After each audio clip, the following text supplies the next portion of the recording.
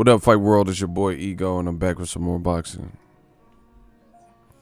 Man, I see YouTube bullshitting with the notifications, so we just gonna wait for it to fill out. Just a little bit. Oh. Man, I feel like there's a good amount going on in boxing right now. It's all different stuff. A lot of just little issues and things going on. Why not? We got you, Ego. Appreciate y'all.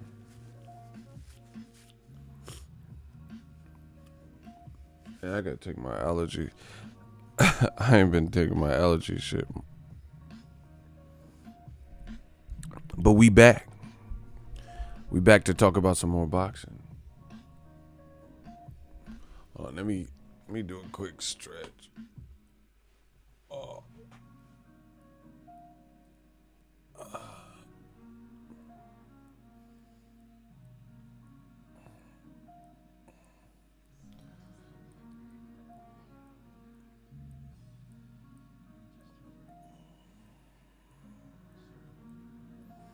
Oh, we gotta talk about it.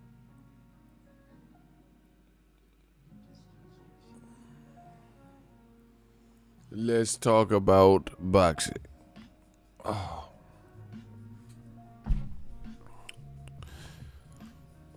The new media grind don't stop. 2019, the death of old media. Man, tell him.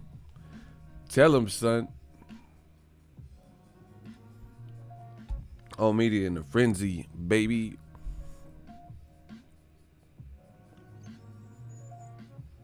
I ain't seen the Paulie Malignaggi straight shake. Nayasha, what's up? We just vibing out.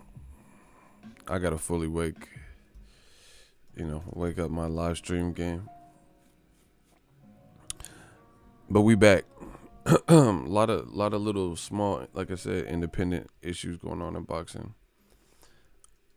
I want to talk about the lot of them.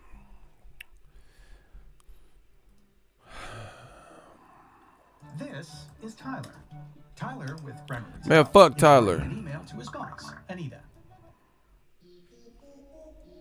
All right, we back. Gang. Shout out to Real Brother 32. Man, that vampire stream was fun last night. Yeah, we had fun on that vampire stream. I feel like our vampire streams be killing the game. I don't know.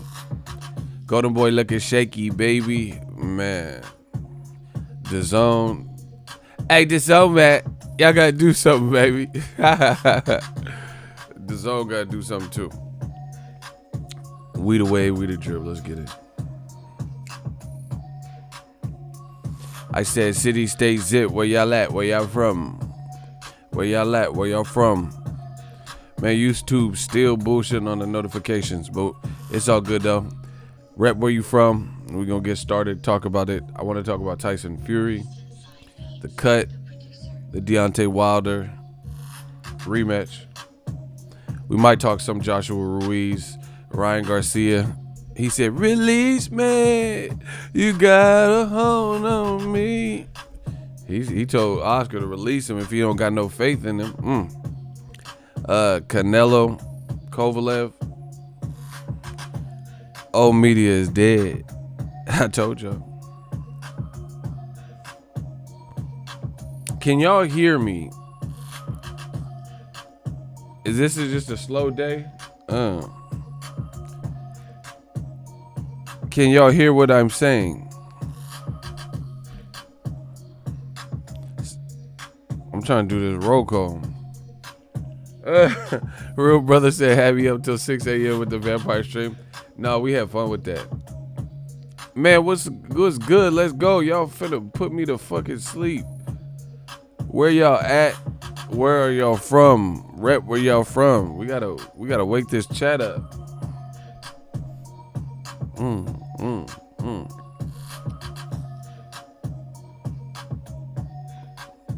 It's coming in slow today. Maybe I'm just impatient. Thank you. Shout out to Benny from New Jersey, Brick City, Newark, Patterson. Let's get it. Shout out to DMV. Shout out to London. They in the building. The UK with us.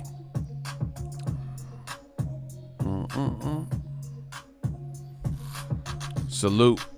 Fury gonna be looking for that step aside money. Nah, it's too late now. Chicago 312. Shout out to Georgia. Michi here from Swaziland. I don't know what the fuck where Swaziland is. DMV Sheffield, motherfucker. So basically, me and my chocolate brownie, realistically, that's how they be sounding. That's how Kel Brook be doing it. So basically, me fight with Arrow. I'm not at my true weight. Realistically. Shout out to the 510, 504. Let's get it. Yeah. Pictures rolling. Hey, we free like OJ all day. Realistically. Oh, South Africa. Shout out to South Africa. Let's get it.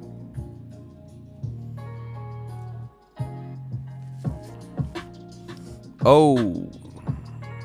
Pictures rolling, roll call. Why niggas look bad? Y'all supposed to be happy that I'm free. Y'all look like y'all want to be stay in jail. Punk busters. Hey. Picture me rolling in my 500 Benz. I got no love for these niggas. There's no need to be friends to get me up to surveillance. This was somebody tell it. No, so, but I ain't the one sell it. Eddie Hearn. Shout out to Mir. All right, now we start to wake up. Y'all start to make me laugh. It's gonna be a fun stream. Hey, notice don't be a so, but I ain't the one selling. Don't want to be. All right, I'm in my zone now. See, music always take me there. You can accomplish anything with music, or at least me. I don't know what y'all talking about. Okay. Ryan Garcia, we'll start there.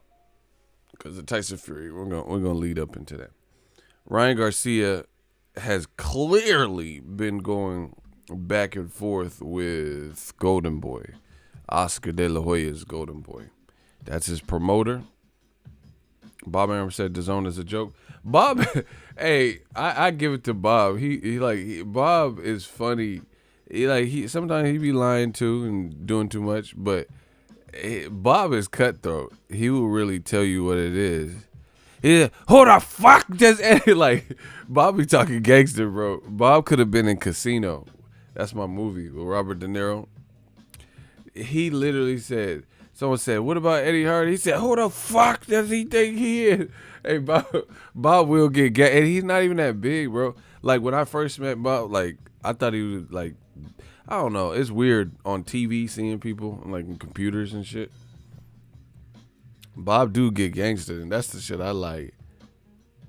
Terrence Crawford, he'll beat Daddy Garcia. Bro, I like when Bob get gangster. That shit be funny. He said, who the fuck does Eddie Hearn? Eddie Hearn doesn't know jack shit about Bob. I like Bob. He funny, bro. He said, I'll sit his ass right back across the pond. Bob, I like Bob. He be saying some funny shit, bro. He said something like he said something like I'm gonna send Eddie Hearn back over there in the pond. He don't know what the fuck he doing or something. He said something to that. Eddie Hearn doesn't know fuck all jack shit about boxing in America.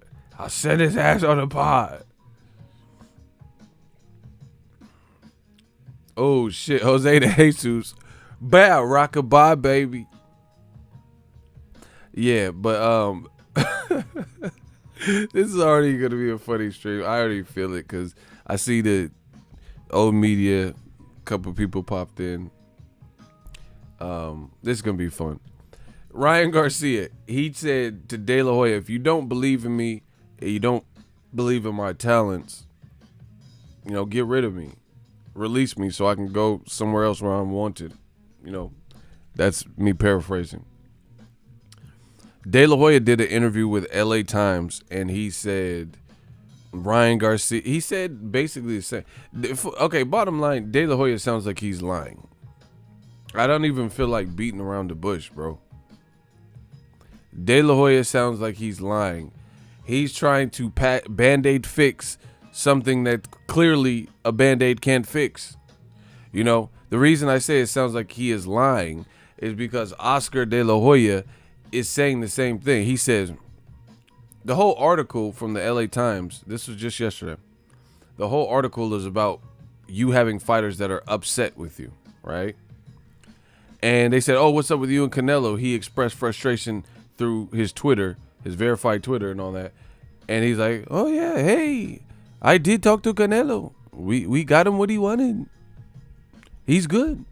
Canelo, he has a lot of voices in his ear.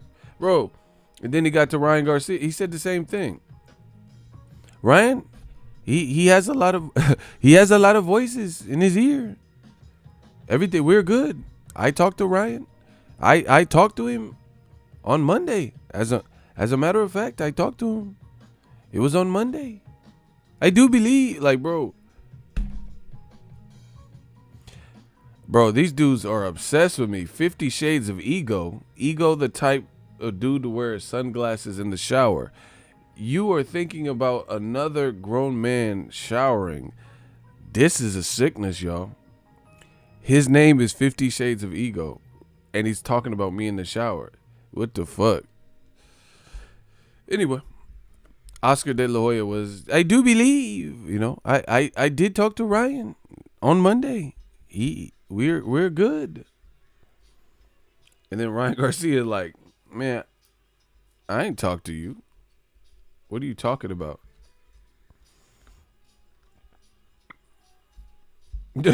So anyway, it doesn't. Okay, so with you and Canelo, you're good.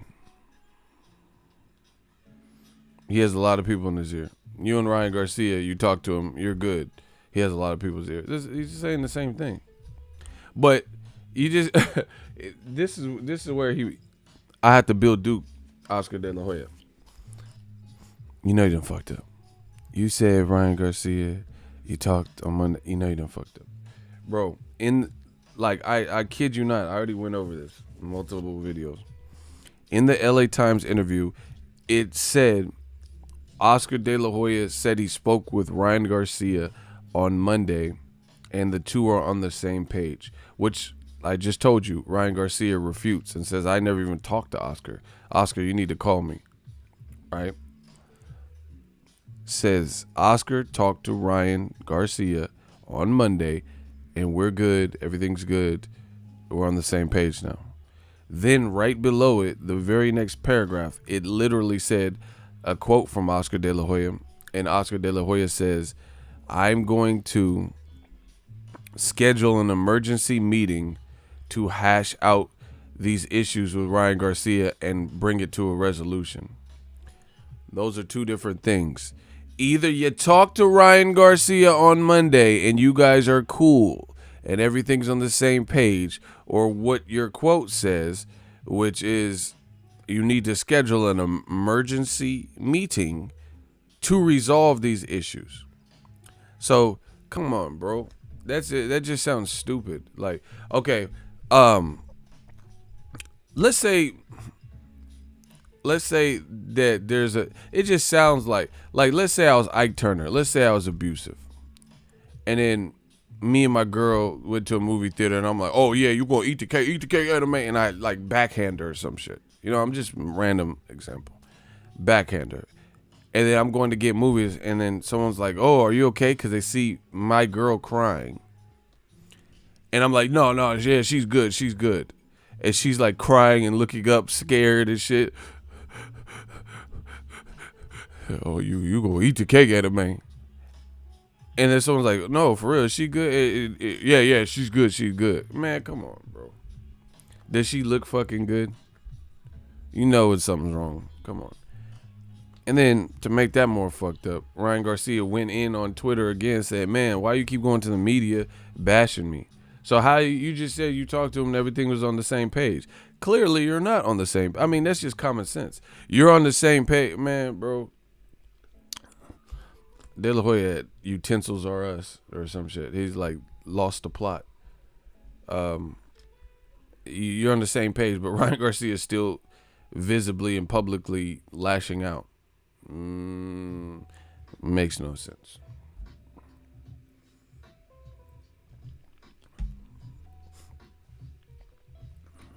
Oscar pissed off Canelo and Ryan and had the nerve to want to sign Errol Spence Jr. Hey, my dude Jose de Jesus, don't let him. He ain't gonna forget. His memory is on point. He be remembering some of the points. That's a great point. Yeah, De La Hoya reached out via Twitter to Errol Spence after he mopped up, Mikey Garcia dominated that fight, and said, "Hey, Errol, I like the way you fight. Come, you should fight for me in Golden Boy." Bro, I already said that. Man, I should just take a vacation. Because new media, we just killing. It's just what it is. Listen to what I've said throughout my career, my videos. Listen to what new media said. Listen to what Jose de Jesus said. Listen to what my shooters said. We're all usually pretty much relatively in the same. Like, I'm talking about the major issues. Like, if it's a fight prediction, some people are picking Crawford, some people are picking Spence. But if you notice, Ego's Army is usually on the same page with the major issues or relatively close. Like, who prevented Joshua Wilder from happening? Ego's Army been telling you who the culprit was, right? Condemning, certain fighters like Gervonta and Wilder for not going to DAZN. We're relatively on the same page. De La Hoya reaching out to Errol Spence and trying to sign him. We've been on the same page for the most part. So the thing is like this, I told you, this is a bad look for Golden Boy because how are you going to solicit new talent when your top two fighters, your most popular two fighters, Canelo and Ryan Garcia, have both publicly lashed out and there's been some type of turmoil. Now, I think Canelo's situation is different because he's owed a lot of money and signed to a lot of money to DAZN. So he's under more, detailed contract. So I think he's like in bed with Golden Boy. Like, this is a figure of speech, of course, but he's in bed with Golden Boy a lot. Like, it's just deeper. It's just the stuff outlined because he got a lot of money. You know what I'm saying? He got a lot of money. I don't know about Ryan Garcia's contract or whatever. Shout out to the kid Chino. That's a fact. Okay, so that's the other aspect. Oscar De La Hoya, they said, is Ryan Garcia your best up and comer and prospect? And he said no. He said Virgil Ortiz Jr. is his best young fighter. But to me, that is weird. That shows, if anything, that shows me that there is some inner turmoil going on. Because I have never known a boxing promoter to currently have a fighter and throw him under the bus like that. You feel what I'm saying? And then basically, if you listen to or you read the LA Times interview, De La Hoya almost insinuated that he said something to the effect of Ryan Garcia is in a unique situation because he's popular. Basically, this is just me interpreting it. It sounded like he was basically saying that Ryan Garcia is popular, but he's not as good. Because he said something like, Ryan Garcia is in a unique situation, but he hasn't really proven anything. He's in a unique situation because he's very popular on social media. So that's what it sounded like to me. That's why Ryan Garcia responded, if you don't have faith and confidence in me, then just release me. But I have not known a promoter in boxing to act. See, normally you see this when fighters leave. Like Bob Arum does this all the time. When Pacquiao's his fighter, it's all good shit about Pacquiao. Manny Pacquiao has the Philippines and all the, it's all good shit. Soon as Pacquiao signs with Al Heyman, switched up. Bob Arum switched up on him. I hope Manny Pacquiao doesn't get brain damage. Like, where did that come from? So you wasn't worried when Marquez was punching his fucking cranium in? You didn't worry about him getting brain damage? You never said no shit like that. And then now he's fighting Broner and Keith Thurman with the opposite side. Now you worry about him getting brain damage? Come on, bro. Same thing with Andy Ruiz. Bob Arum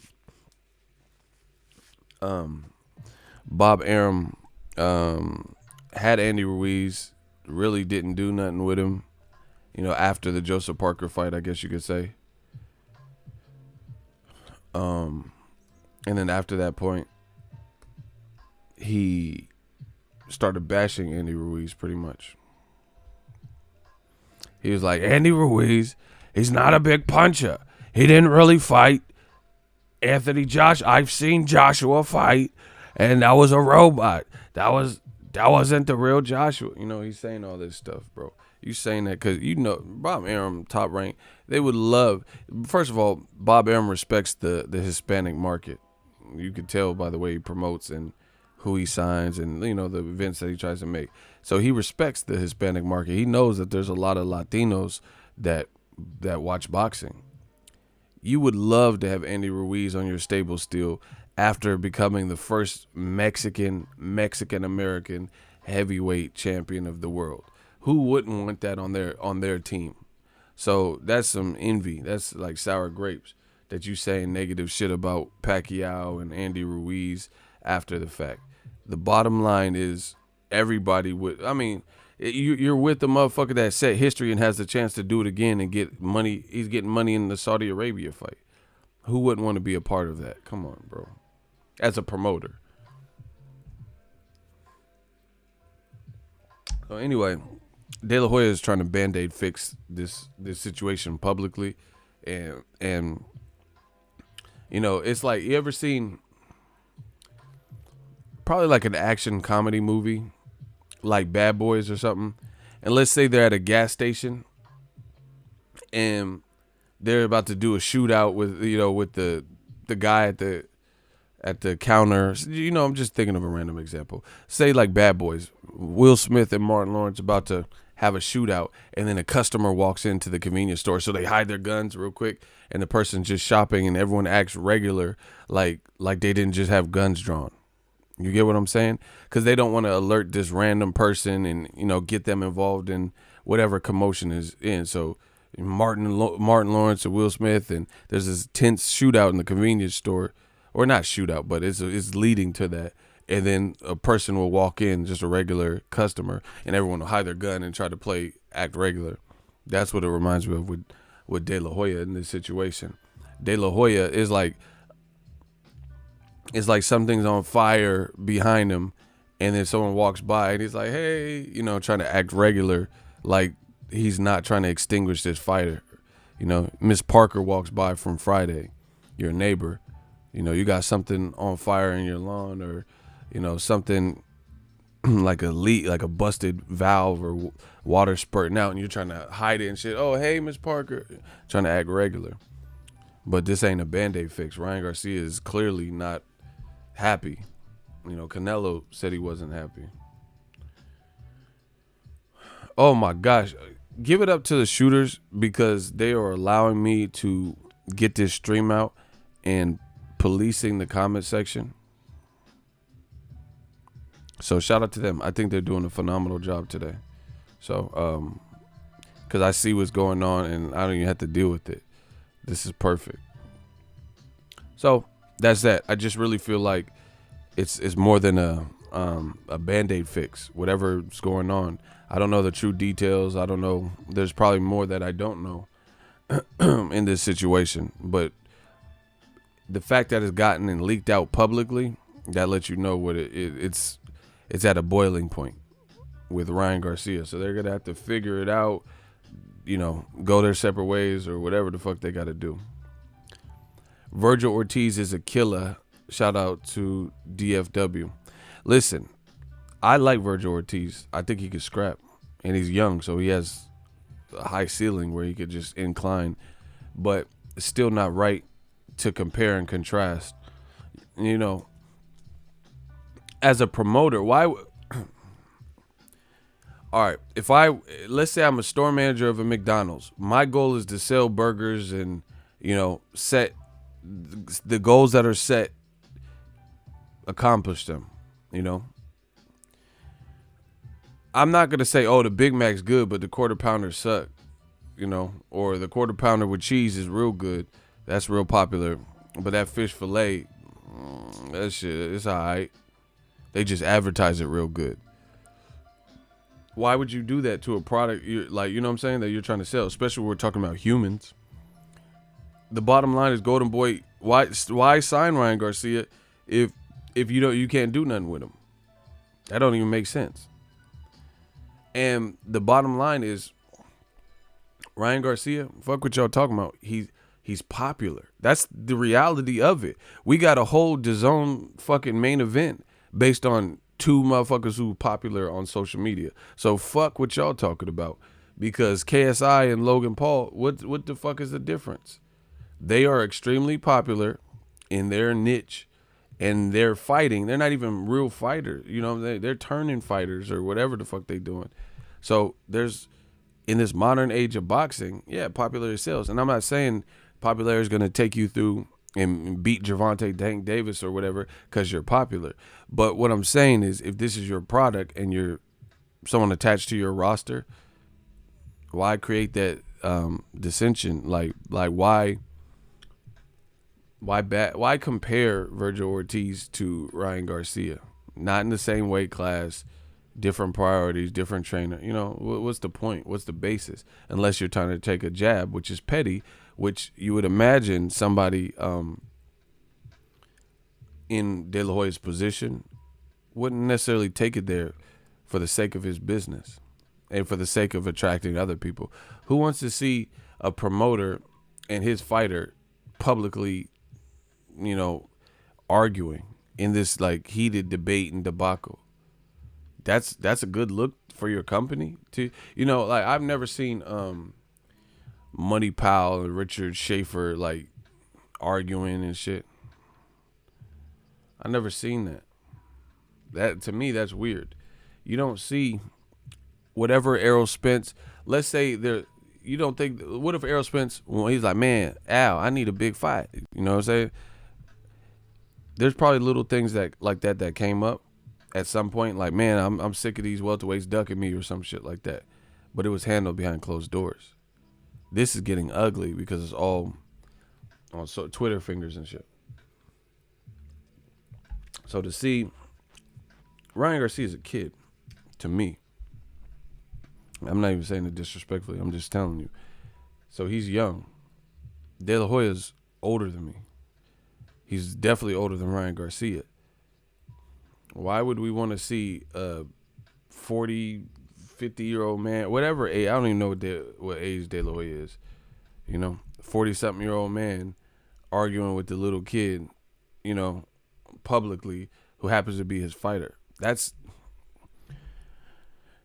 bad business to me. I don't give a fuck what none of y'all talk about. That's bad business, because especially when it's not like, man, I'm just telling you, for the sake of business and the sake of continuity, whatever's going on, I would be like, hey, Ryan, can you remove those tweets? You got to understand, this has happened in separate days.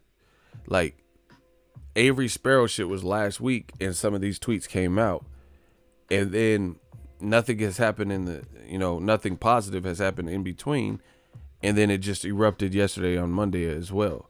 So the moment the episode really started and it started getting ugly in public, and Ryan Garcia was like, Golden Boys doesn't got my back, and doing side meetings, right then and there, if this was my business, I would schedule the meeting like, hey, can you remove the tweets, or let's meet up ASAP. Let's get to the bottom of this. As opposed to saying something that will get a rise or incite Ryan Garcia even more, like comparing him and saying he's not bad. Like, see, people want to focus more on the if they feel Virgil Ortiz is better than Ryan Garcia. I don't give a shit about that. That's not what I'm talking about. I'm talking about that's adding fuel to the fire. That's putting gasoline on the fire. And to me, I wouldn't do that for my business, especially when somebody got to be the bigger person. De La Hoya is 50, whatever, 40, 50 years old. Ryan Garcia is a kid. So that's him acting how he acts. And, you know, you could say, oh, he shouldn't have took it public, but he feels like he has to take a stand, whatever. Me, that's where you have to step in. Like, 'cause this happened in two different stanzas and segments between all the grown-ass men, 40 plus, that work, you know, Robert Diaz, Eric Gomez, and Oscar De La Hoya. I feel like something should have been done in the interim so this doesn't have to keep leaking publicly. You know what I'm saying?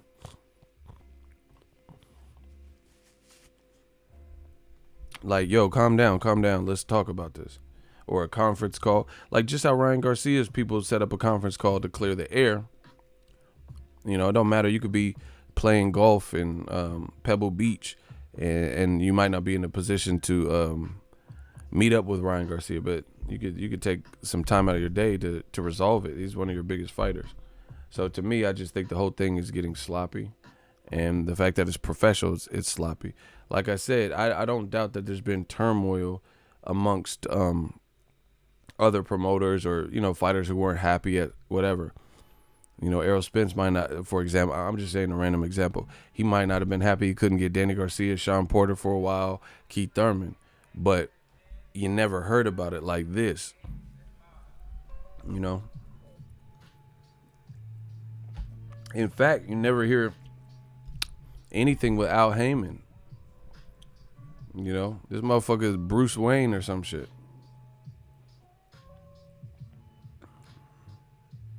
They told me Triple G and Canelo has to happen in 2020 or the contract will be terminated.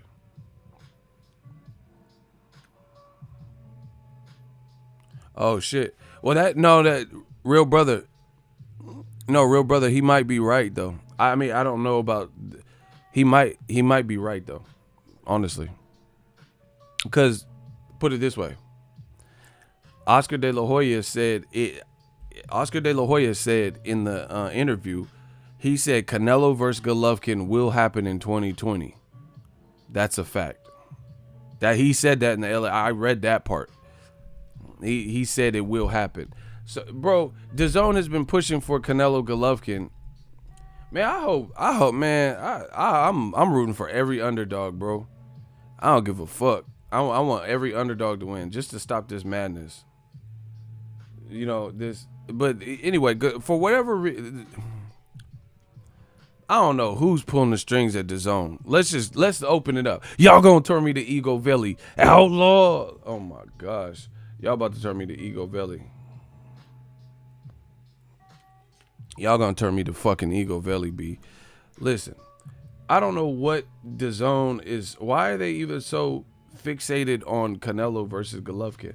The more little shit that happens in between, the lesser that fight is going to get, in my opinion. Because if you think about it, Triple G is not even in a position where it looks like he's going to get better or stronger. What if Triple G gets washed up by Sergey Devrachenko? Man, that would be crazy. That would be hilarious, though. Bro, I don't know why DAZN wants Canelo Golovkin 3 so bad. Does anyone... Okay, first of all, Canelo's fighting big-ass Kovalev. Man, Kovalev, I think the fight favorite... I hope Kovalev comes with his A game. I hope it don't look like no weak-ass fixed shit. But I hope Kovalev comes with his A game. We got to stop this madness, bro. You know, I hope Devrachenko brings his best fight. Because I'm sick of, like, the trying to manipulate the board. DAZN sitting up here with Demetrius Boo Boo Andrade. You know, then they have other options. Like, you can make Maurice Hooker, which is a top-ranked fighter, ESPN fighter, versus, Jose Ramirez, which is a top-ranked ESPN fighter, versus Maurice Hooker, but you can't work with Charlo for a one-and-done fight with Canelo or Triple G. You know, and then on top of that, you got a DAZN fighter who's a champion, and people in the same division, you got Canelo leaving the division to not fight Andrade. Come on, bro. To fight Crusher Kovalev, who has been vulnerable. I mean, it's just absurd. And then they like DAZN is so hell bent on Canelo versus Golovkin 3. Like, get over it. HBO already ran that twice on pay-per-view. They got all our money. I went and covered the first fight, was credentialed. It's cool. But it's not what it once was. I could assure you that. I really, the only way it would be strengthened, and it's too late now in my opinion, is if Golovkin didn't fight Steve Rolls, beat Demetrius Andrade, and then when Canelo had all those other belts, and then they got together and unified. But poor decision making, poor planning, they end up allowing the belts to get split. You know, now Golovkin and Derevchenko are fighting for the IBF. Charlo got elevated, and Canelo's the franchise champ. They have already fucked it up, bro. Straight up. They have already fucked up Canelo Golovkin. There was a point in time this year, Canelo said he wanted to be undisputed. And I made several videos, and I was telling you guys, the best thing, instead of making Triple G fight Bill Bellamy or Steve Roll, Jelly Rolls, or whoever he fought, right? He should have fought Andrade. Winner gets Canelo, Jacobs winner. Boom. Now you have a fight that's brand new, either Demetrius Andrade and Jacobs, Demetrius Andrade or Canelo, you know, Triple G and Canelo 3. And it would be brand new Canelo Triple G 3 because it would be for undisputed. Block the fabulous guy. The motherfucker said dislike. You don't have to tell us that you're going to dislike. That's pussy. Block him. The motherfucker said dislike. Like, you couldn't just hit the dislike button and keep it moving. You had to tell us. Block him. They be on some corny shit. You see? Little games and shit. Oh, hey, everybody. I hit dislike. I don't give a fuck. I'm about to hit 200,000 subs. Bro, you see these super chats?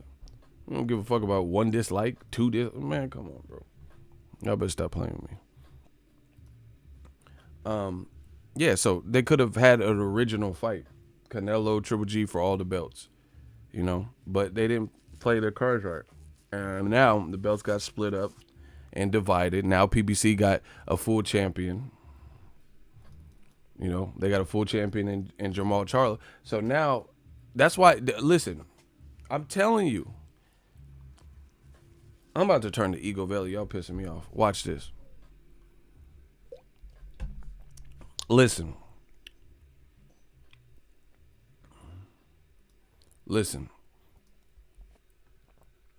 Canelo this year said he wanted to be undisputed at middleweight.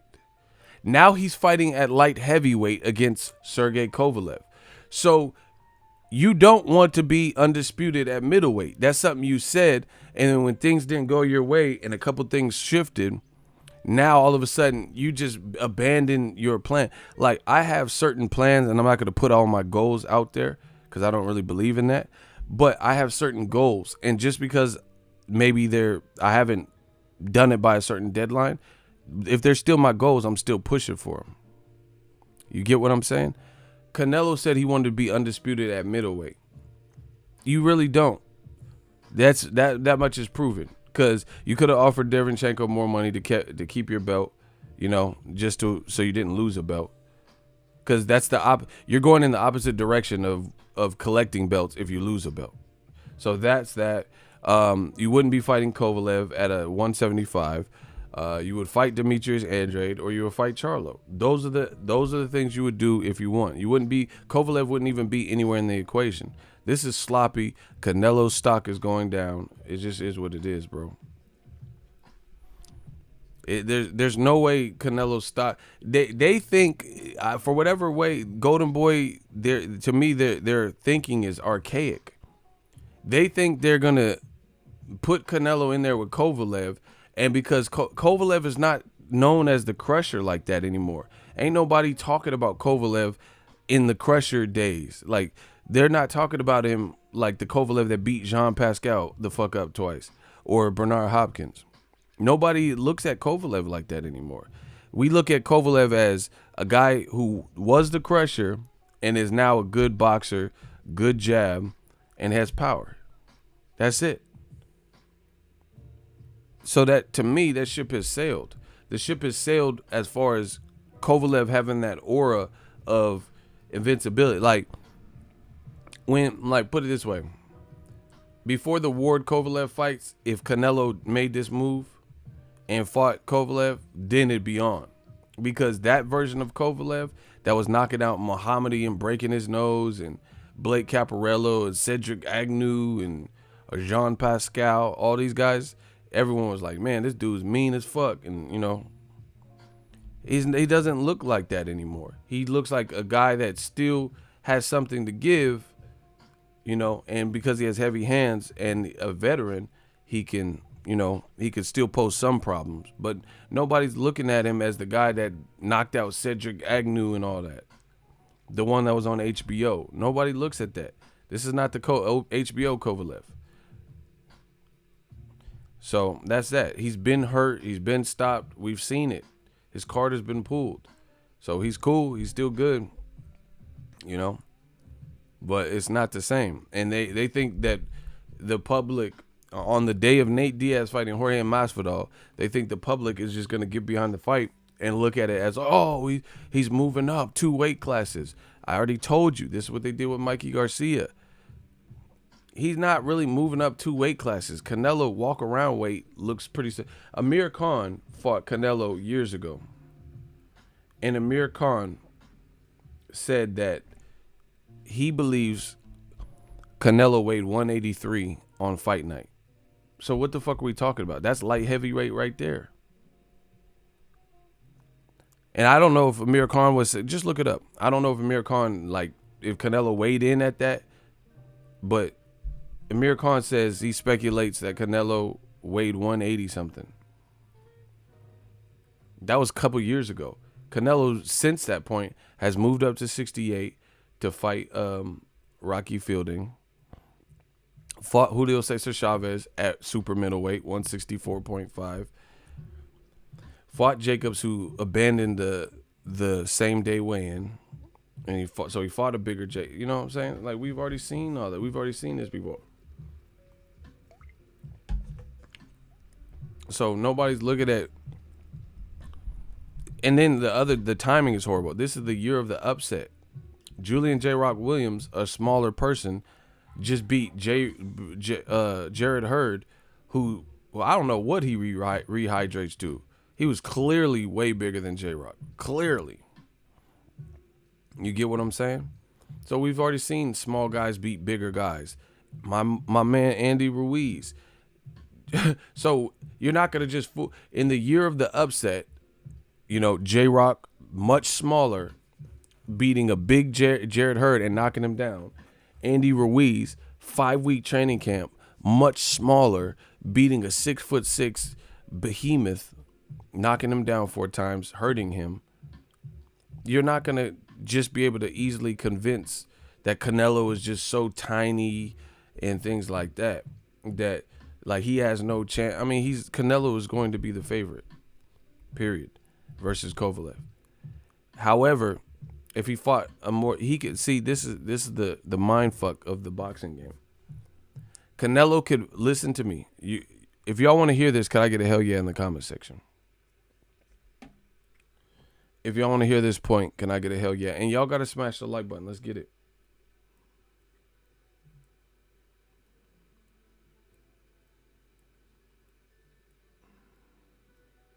Okay, now we talking. Man, shout out to my dude Jose from the East Coast repping. Smash the like button. All right. In my honest, this is my true thoughts.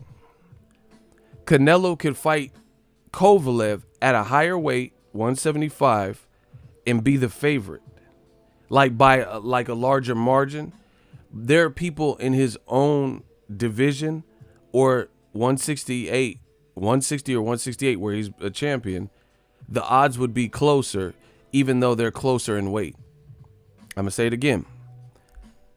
Canelo could go up to 175 to fight Kovalev, and then the odds, I believe, would be wider than if Canelo were to fight people who are in the weight classes he's already fought in, 160 and 168.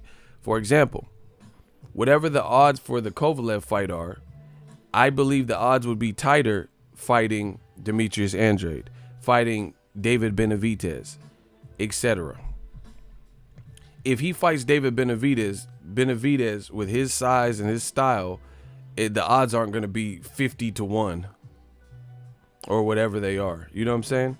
They'll be closer. So that shows you the mind fuck and what they're trying to do as far as Canelo. Because how is it that you can fight guys who are actually closer to your weight, but since they're younger, fresher, undefeated, they haven't looked as vulnerable, like Charlos and Andres and David Benavidez and Caleb Plant. All these guys have looked fresher.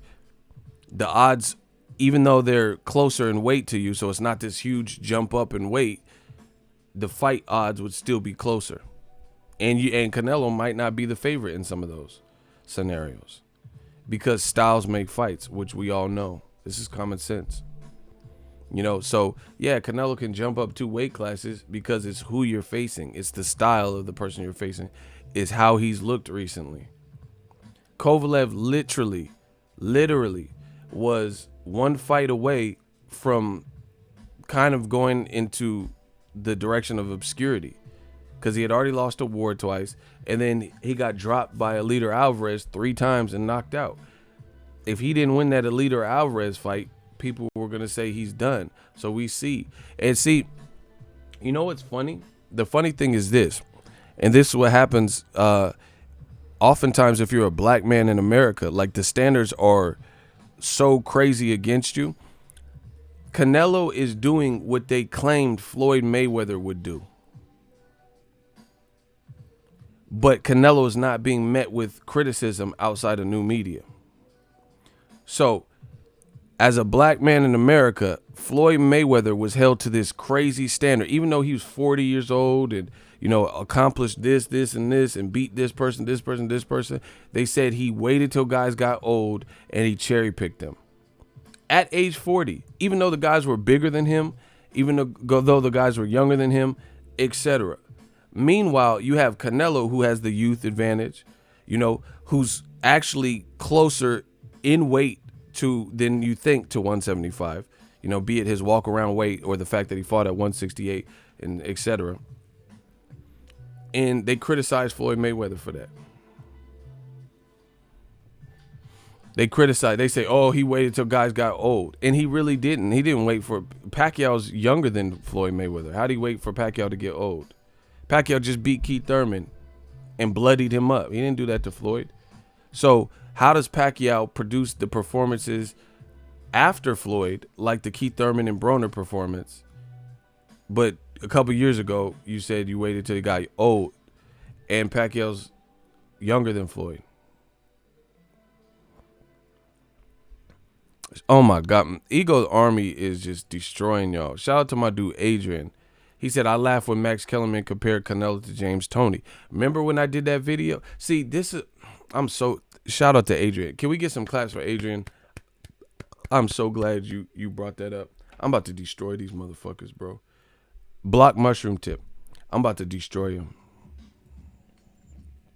Watch.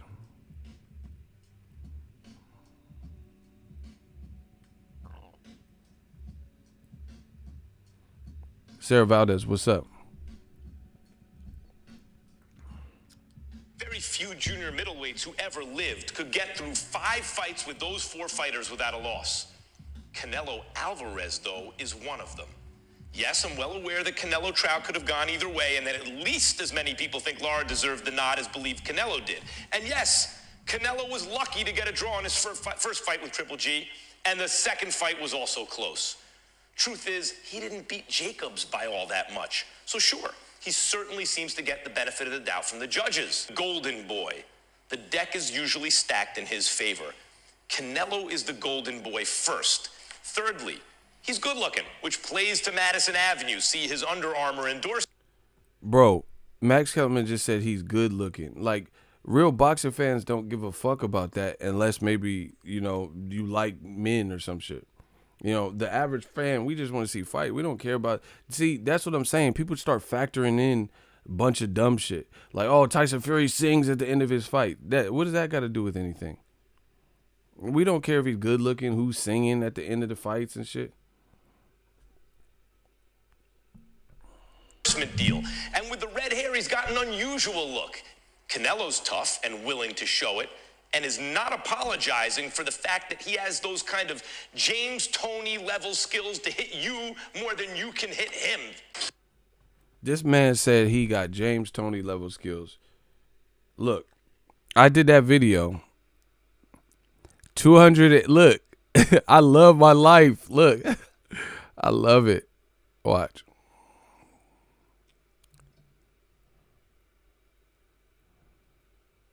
$200. Look. Oh, fuck.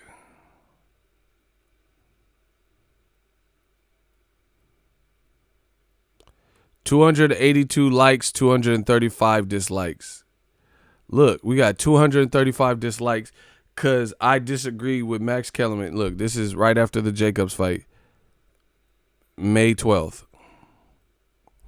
So Max Kellerman he actually said it, but he said that Canelo got James Toney level skills, bro. And I'm like, what is he talking about? They don't even fight like that. James Toney was like a phenom, you know? And for Max Kellerman, who's like a boxing historian, that's like really ill-advised. They were disliking, like the man fans and shit, they were disliking the fuck out of the video. This is why over here, new media, we don't care about dumb shit like that, because you could get that emotion off your chest, you know, oh, dislike, you know, I don't care, right? But the truth is going to come out, and then when the dust settles and the smoke clears, we see who knows what the fuck they're talking about. Max Kellerman is disappointing because he's, to me, he was one of the people that I looked up to as a good source of knowledge when I first started boxing. But over the years, his commentary has gotten so biased. So let's keep this in mind. Max Kellerman, since he became company man, right, he said that Pacquiao is better than Floyd Mayweather.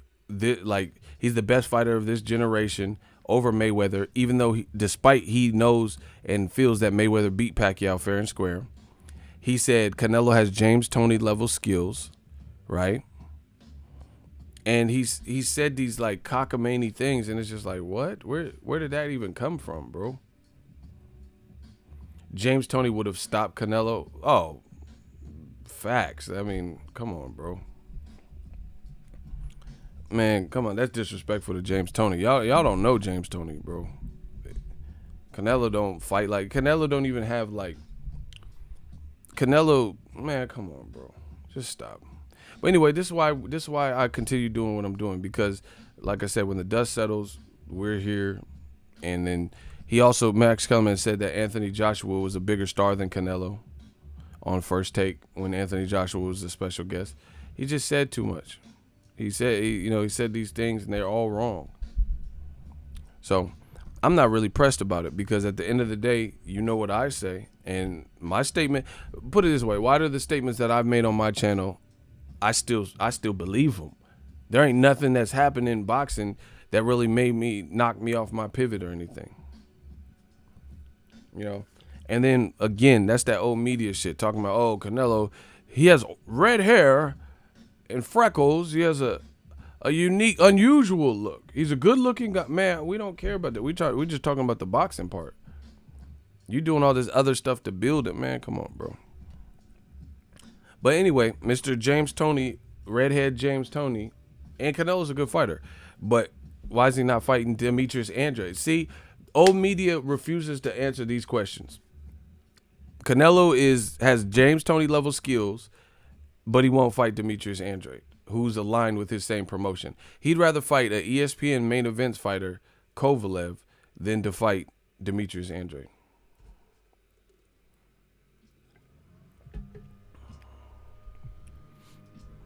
It's weird. Seems weird to me. Once again, this is the old media tactic. They will put whatever fighter on whatever pedestal and say that this is their greatness, but they never force them to prove it through their actions. Like, they'll say Lomachenko's number one, but when Lomachenko has less than performances, he don't look like no Maschenko and all that shit, and he's getting hounded by Devin Haney. Tank moved up to 135. He's talking about going back down in weight. Then they open up the back door for him. They opened up the back door for him. Like, okay, just get out of here, Lomachenko. Go, you know. And they offer an escape route. But you said he was number 1 pound for pound. How does that work? So Terrence Crawford, you're not saying he's pound for pound, but you want to see him fight Errol Spence, who happens to be the other best welterweight in the division. Meanwhile, Lomachenko, you are saying he's number 1 pound for pound, but a guy is skillful, good, and hungry to prove himself like Devin Haney, Lomachenko don't have to fight him. You know, Mikey Garcia, Lomachenko don't have to fight him. But Lomachenko's number 1 pound for pound. You guys see the double standards? You know, Canelo has James Toney level skills per old media, but Canelo don't have to fight Demetrius Andrade. You'd rather look outside of your promotion than within your promotion. You'd rather look outside of the zone and outside of your division, and they're trying to peg it as a legacy fight. Nobody believes it, you know. A legacy fight, you should have did this when Kovalev was on top. He's not on top like that. Like, bro, okay, put it this way. Here's another thing. Let's talk about Canelo Kovalev. I promise you, the way Kovalev has looked, let's say you have $10,000 in your bank account.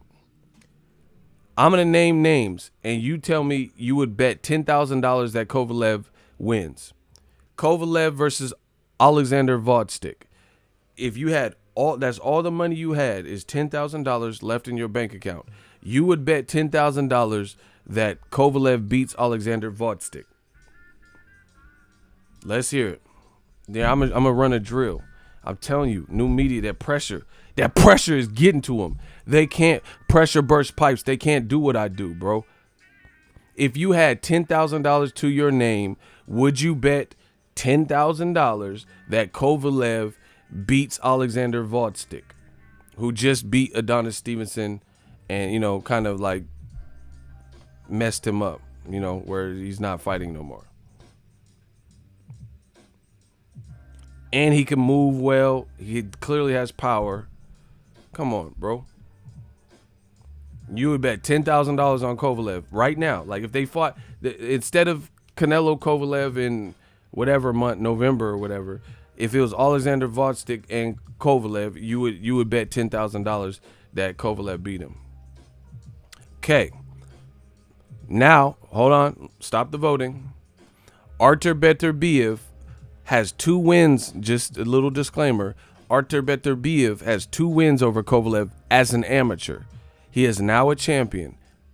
Artur Beterbiev versus Kovalev. If they fought in November, would you bet that same $10,000 that Kovalev beats Artur Beterbiev? Would you be that confident in your pick? A guy that beat him twice in the amateurs. Would you bet $10,000 that Kovalev prevails? Jose de Jesus says no. Again, nah. See, shout out to my dude Icy. Shout out to my dude Jose.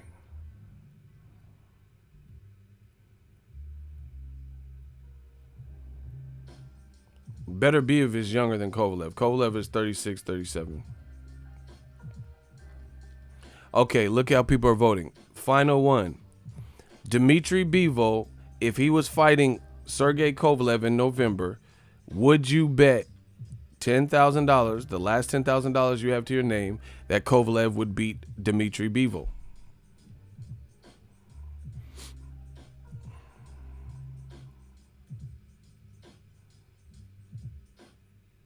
Because these are the champions at light heavyweight. Hell no. Nope. Fuck no. See, that's what I'm saying. So basically, shout out to Top Rank though, because Alexander Vodstick is fighting Artur Beterbiev. That's a great fight that not enough people are talking about it. I got to do some more work on that fight. It's in Philly. I don't know why Top Rank's been using Philly a lot, but shout out to Philly. Bro, I wouldn't pick Kovalev confidently to beat any of those guys. Beterbiev already beat him twice in the amateurs. You know, Beterbiev has cracks. You Beterbiev on your best behavior, motherfucker, because that dude got cracks. You know, he's not flawless or nothing, but he looked fresher than Kovalev. And he got that type of power. And Kovalev, we know what he's good at. We know he's susceptible to the body, shit like that. Same thing with Dimitri Bivol. Same thing with Alexander Volstek. Now, the difference between Anthony Yarde is this. Anthony Yarde, out of all those guys, had the frame and he had some power, but he has the worst resume out of all of them. You know, he worked his way to the mandatory. That's cool. But he has the worst amateur experience as well. Out of Alexander Volstek, if I'm not mistaken, was in the Olympics because I seen the picture with him, Usyk, and Lomachenko. So he represented his country.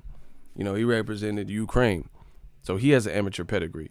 Beterbiev, I just told you, he beat Kovalev twice in the amateurs. So he has amateur pedigree. And we know Dimitri Bivol has amateur pedigree.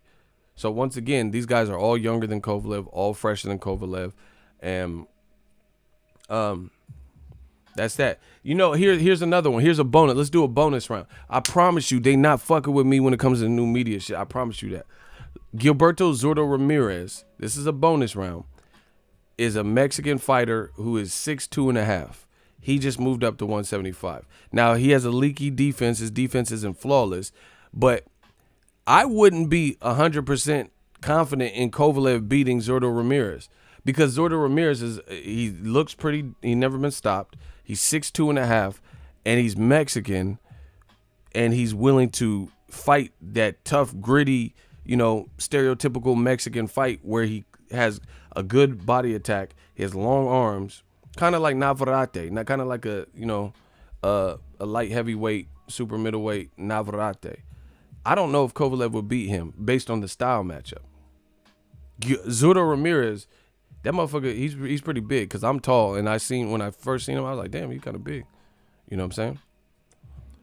Zurdo Ramirez has a style that would be, Kovalev doesn't like it to the body. You know what I'm saying? And Zurdo Ramirez just got to 175. So it's not like he has that much, you know, time there. But man, I don't think that would be a good stylistic fight for Kovalev. I wouldn't bet no 10,000. If all I had is 10,000 to my name, I wouldn't bet Kovalev beats Zurdo. See, shout out to my dude Icy. He said, I met Zurdo in person and he's gigantic. I told you. Zurdo Ramirez has a horrible style for Kovalev because of his combination punching and commitment to that. Kovalev don't even like it to the body. So that's what I'm saying. Anthony Yarde had the least amateur experience out of all them guys. I don't know about Zurdo, but that was just a bonus one anyway. So that's the point. Canelo's trying to come in and like almost like, you know, a vulture. This is what vultures do, a scavenger. He's trying to come in and knock Kovalev off and steal the thunder because someone else is going to do it. Okay, whoever, put it this way. Alexander Volstek versus Artur Beterbiev. Whoever wins that fight is a motherfucking monster. And I would easily favor whoever wins that fight, because that's a killer fight, to beat Kovalev. And that's a bet I would take. So let's scratch Canelo. Let's say the Canelo Kovalev got scrapped. Top Rank has a great main event. Alexander Volstek of the Ukraine versus Artur Beterbiev of Russia. The winner of that, I would easily bet top dollar that they beat Kovalev. You know, give themselves some time to rest. And then if they fought him top of the 2020, I would easily pick him to beat Kovalev. For sure. And I would also pick Dimitri Bivol. Because he can box. And he has power. He has a better defense than Kovalev. These guys are all fresher. So anyway, that's what this is about. Canelo, he's the guy who's smaller, you know, supposed to be so small. He's coming in trying to steal the thunder because Kovalev's on his way out. That's the bottom line. That's the bottom line. Kovalev looks like he's on his way out.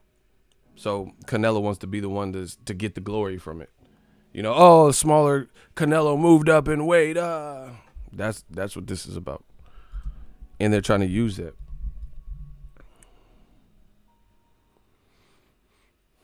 James, John David Jackson, Kovalev's old trainer. I got a video coming out about this. He just did an interview. Do you understand this man said like all the same? Oh, wow. He said, do all those guys beat Canelo? I think so. That's another good question. See, that's the thing. Oh, that's a great Winston. Great point. That's what I'm saying. Why you didn't fight none of them? All of them seem fresher. Oh my gosh, bro. Let me stop. I'm destroying old media. Okay. I've been getting back to my cooking. If you have a piece of fruit and you cut it open, it's easier to tell. It's easy to see which piece of fruit is fresher, or if you have an avocado, if you cut it, if you cut it open, you can easily see what the better avocado is, which one is fresher.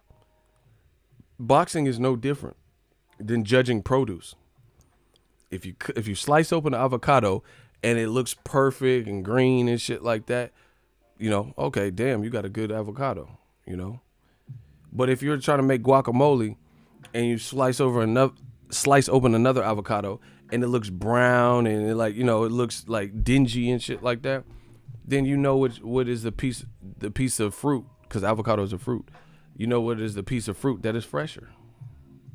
Period. Boxing is no different.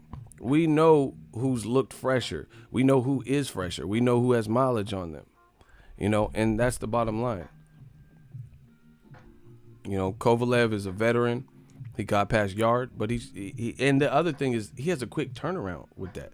He just fought Yard, and now he's about to go with another potential war. Canelo been rested since May. I'm not. That's what I'm saying. This is why I'm not feeling the fight like it could be. After Kovalev beat B-Hop, if Canelo would have did some shit like this, then I'd be really intrigued, because Kovalev was looking like savage back then.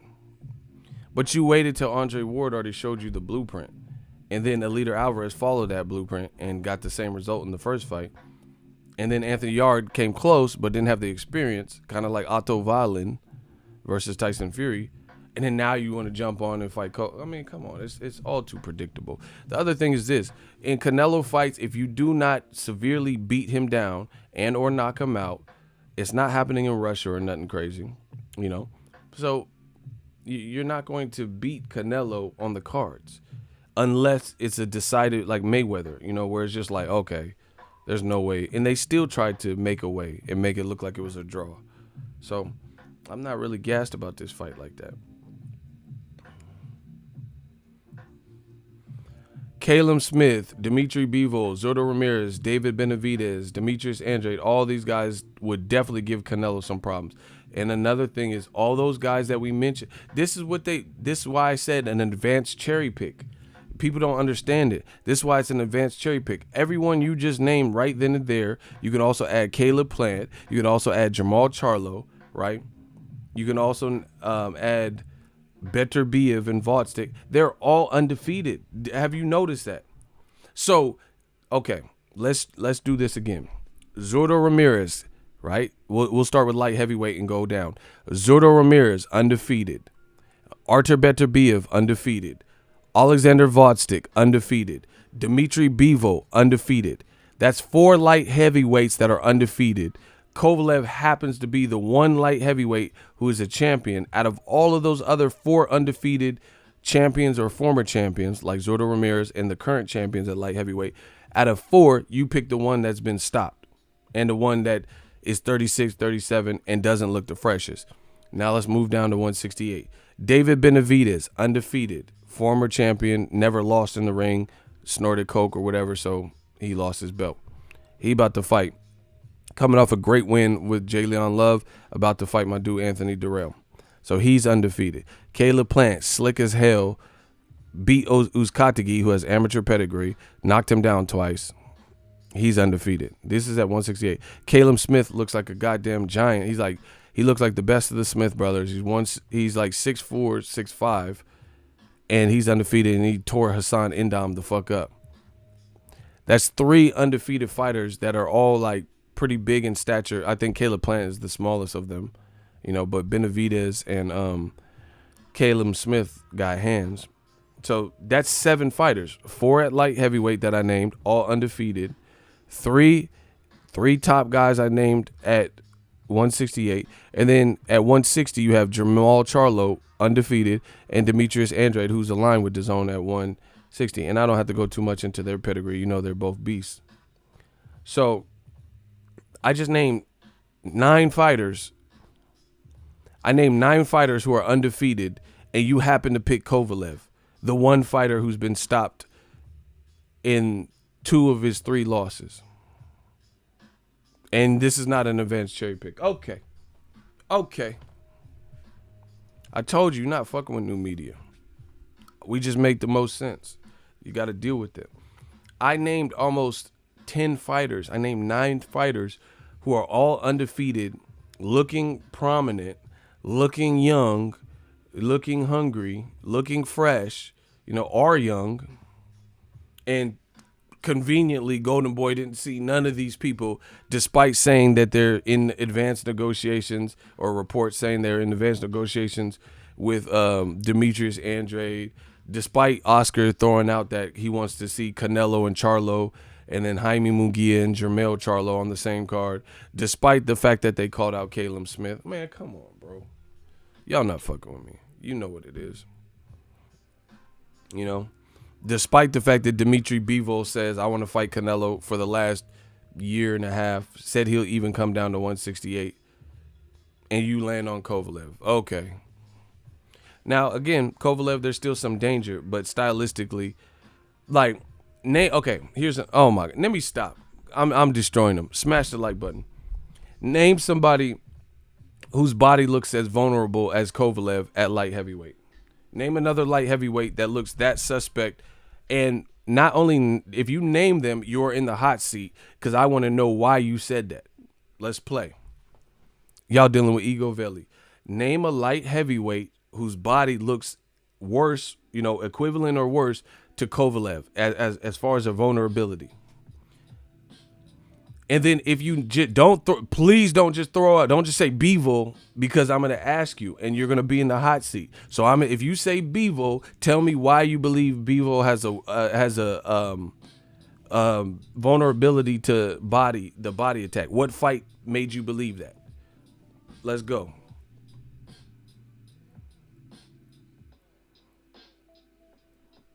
I'm waiting. So the thing I'm stressing here with this new media shit, you can't just say some shit, just take random guess. It's not for that. Don't just take a random guess. Tell me, okay, Alexander Vostik, he's susceptible to the body. Okay, based on what? That's how we're playing. You get it?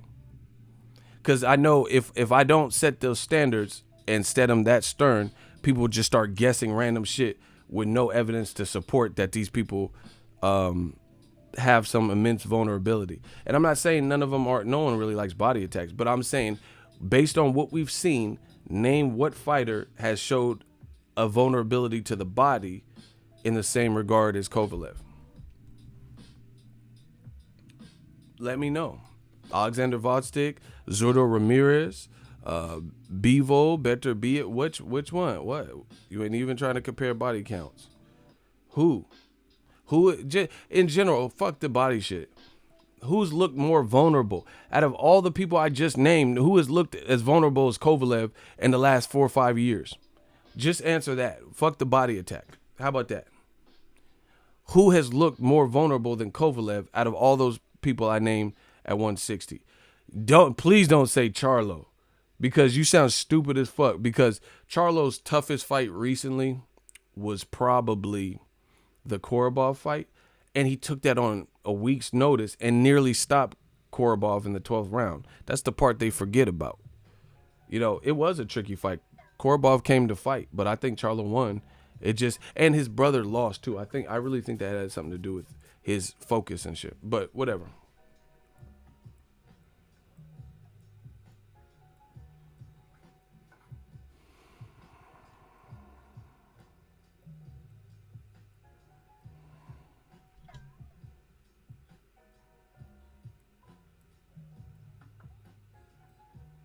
So no one's going to answer? All right, my job here is done. Shout out to Icy. He said Charlo won 8 rounds to 4. I watched that fight 4 times. Bro, people were just so happy that Charlo was tested that this is what they do. And they often do it with black fighters. If it's close, you lost. This is what they did with Maidana. Maidana fight was closer than people thought it was going to be, so Floyd lost. That's just what it was. The Ward Kovalev was close. They're not really assessing the fight and scoring it and breaking it down. I like Kovalev better. He won.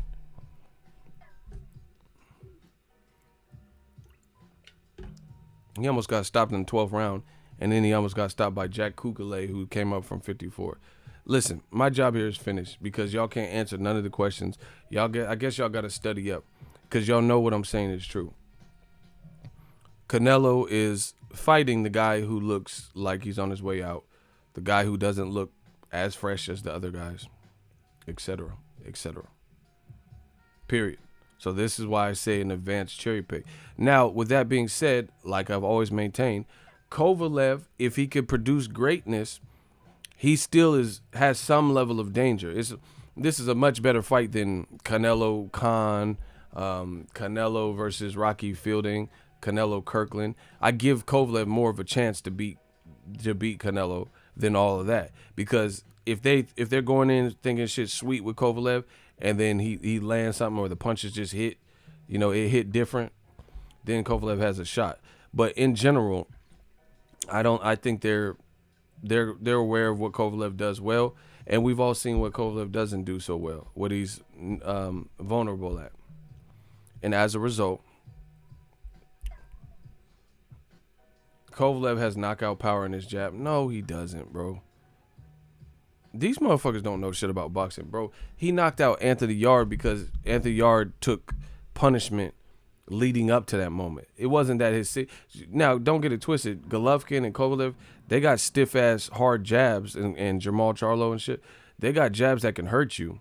But he not knocking. Bro, stop. If you get hit with a Kovalev jab in round 1, you probably won't get knocked out. Anthony Yarde was already on his way out because... Please block Moody fuck, bro. You forgot how Ward went down, huh? Bro, you're not on my level. Just stop. You said Kovalev has knockout power in his jab. He didn't knock out Ward. So what are you talking about? That's a knockdown versus a knockout. You said Kovalev is knocking fools out with his jab. He didn't knock out Ward with the jab. So what are you talking about? The only person he knocked out with a jab that I really remember was Anthony Yarde. And yeah, and he caught these dudes don't even know what the fuck they're talking about. Shout out to Christopher. He didn't even knock him down with the jab. He countered. Man, come on, bro.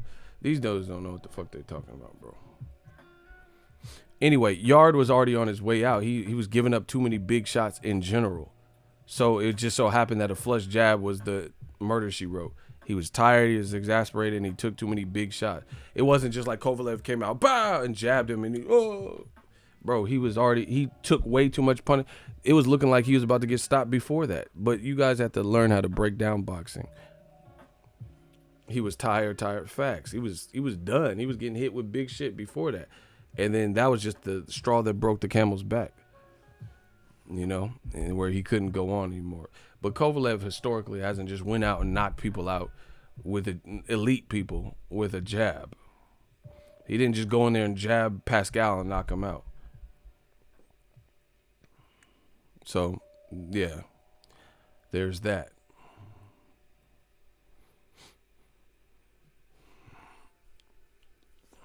Yarde Kovalev rematch, that would be cool. See what no, but that's not good for Yarde, because if he lost again, that would be bad for him, and he should learn from it. That's why, man, I wish Yarde won just to see, because I want to see if Canelo would fight Anthony Yarde. Just because he has a whole different style to Canelo.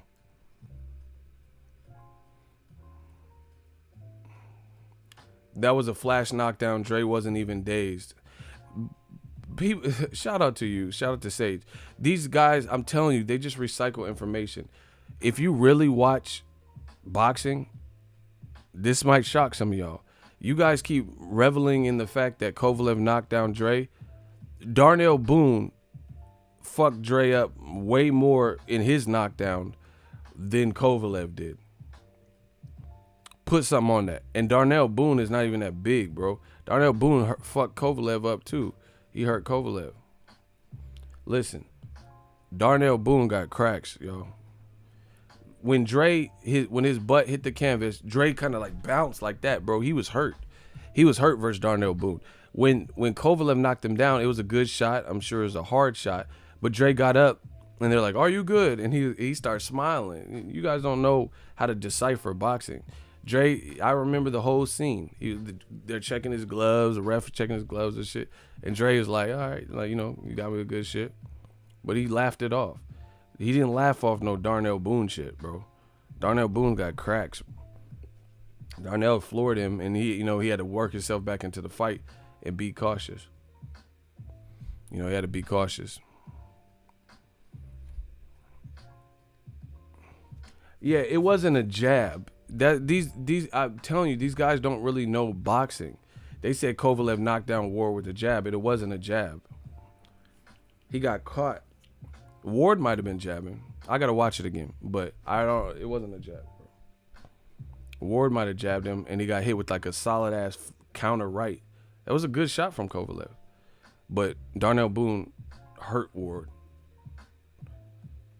Dre got up, and see, this is the other thing.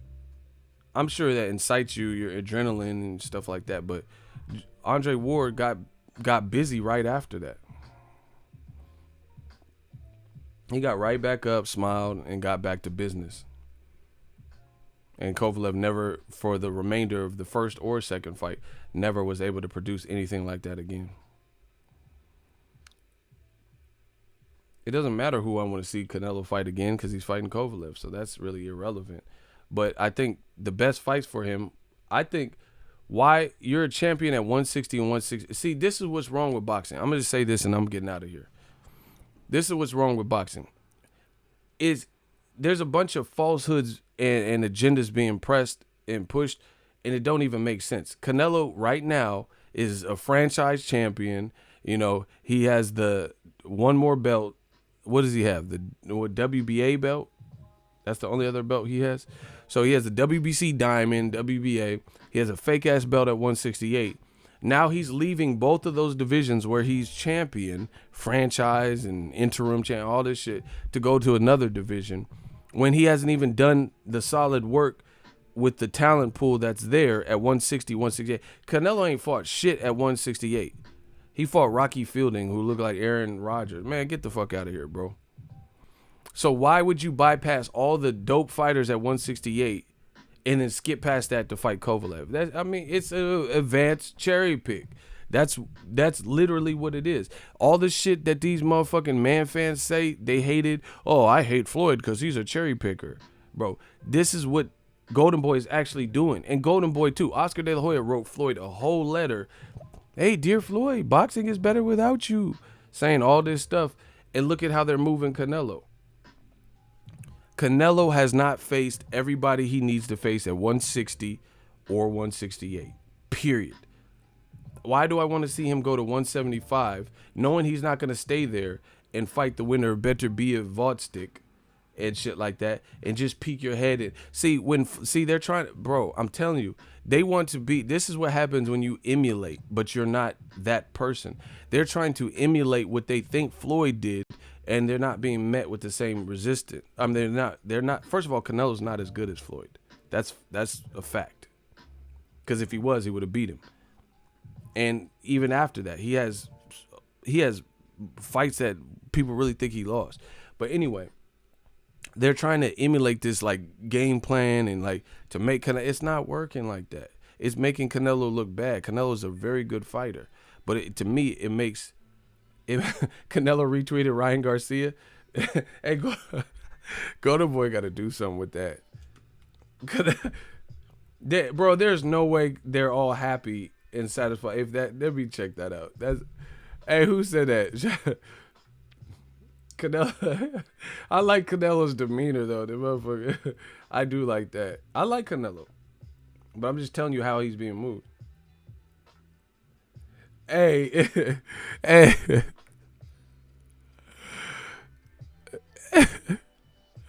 There's Canelo. Canelo really retweeted Ryan Garcia. That's hella funny, bro. Golden Boy got to do something. Bro, anyway, the way they're moving Canelo, it doesn't even have to be this. Like, he'll get more. I really feel like Canelo will get props just fighting certain competition. Like, okay, if Canelo beat David Benavidez in Texas, would you be more impressed with that, or if he beat like basically, okay, if he not, how about this?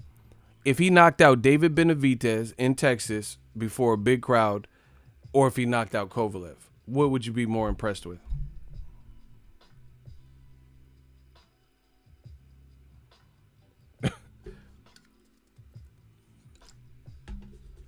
Put the last name. If Canelo knocked out Benavidez, or if he knocked out Kovalev, what would be more impressive to you?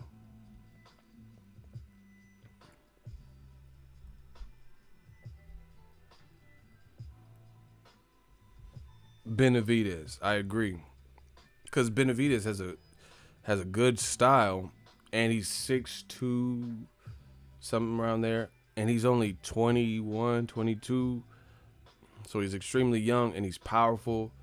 He's a boxer puncher, you know what I'm saying? I mean, that would be more impressive. We've already seen Kovalev, so you would just be doing the magic trick that Andre Ward showed you how to do, you know, that Alida Alvarez showed you how to do. So and I understand it's boxing, so people don't have perfect records, but it's beyond that. It's not just that. It's not that just the fact that he's been stopped, because guys like Orlando Salido got stopped in his pro debut and then later went on to do something. But Orlando Salido, he beat Lomachenko and stuff. He had different momentum than when he first started. You get what I'm saying? Kovalev's momentum is really on the decline. Like, I don't think anything about Kovalev stipulates that put it this way. Let's just not beat around the bush. Who believes Kovalev would be undisputed at light heavyweight before he retires? That's a great way to put it. See, when you cut away all the fat and the bullshit and get right down to it, that's a great question. Who believes that Kovalev has a chance to unify the whole division and become undisputed? Exactly. No. Then what are we talking about? Nobody thinks Kovalev, that's because that's where he's at in his career. Nobody thinks that Kovalev is going to beat every light heavyweight champ that's out there right now, because there's a lot fresher guys. They're hitting hard, they're younger, etc. So, like I've been saying, advanced cherry pick. Now, if Mikey Garcia would have beat Errol Spence, people in their heart believe he has what it takes to unify the division. So if he would have beat him, then that would have been a huge statement, because people actually think Errol Spence has what it takes or is the man of the division. Now that's the difference. That's how I know what I'm saying is true. Nobody thinks Kovalev is let alone undisputed. I don't even think Kovalev, I wouldn't even favor him in the unifications. You feel what I'm saying? If he fought Beterbiev, I would not pick him. If he fought Bivol, I would not pick him. Or Vodstik. Those are the champions. If he fought Zurdo Ramirez, if Zurdo Ramirez was his challenger, I'd have to really think about it. But I'd probably pick Zurdo. That's the point. So Golden Boy, they're a little bit too late. Even if it was Kovalev before the Yard fight and before the Alida Alvarez first fight, this fight would be better, because then Ward is an anomaly. So Ward, his willpower and determination, all right, cool. He was the only guy that, if Kovalev just had the 2 losses to Ward, and then Canelo stepped up, I wouldn't be mad at that. Memberships like Costco. Shout out to Tony Urbans. I told you, we just working. We got the realest talk, and y'all see the fruits of my labor. New media, we did this. Pensacola, we talk tonight. Thank you for everybody just immediately giving them claps. Let's give them some more claps. Welcome to the gang.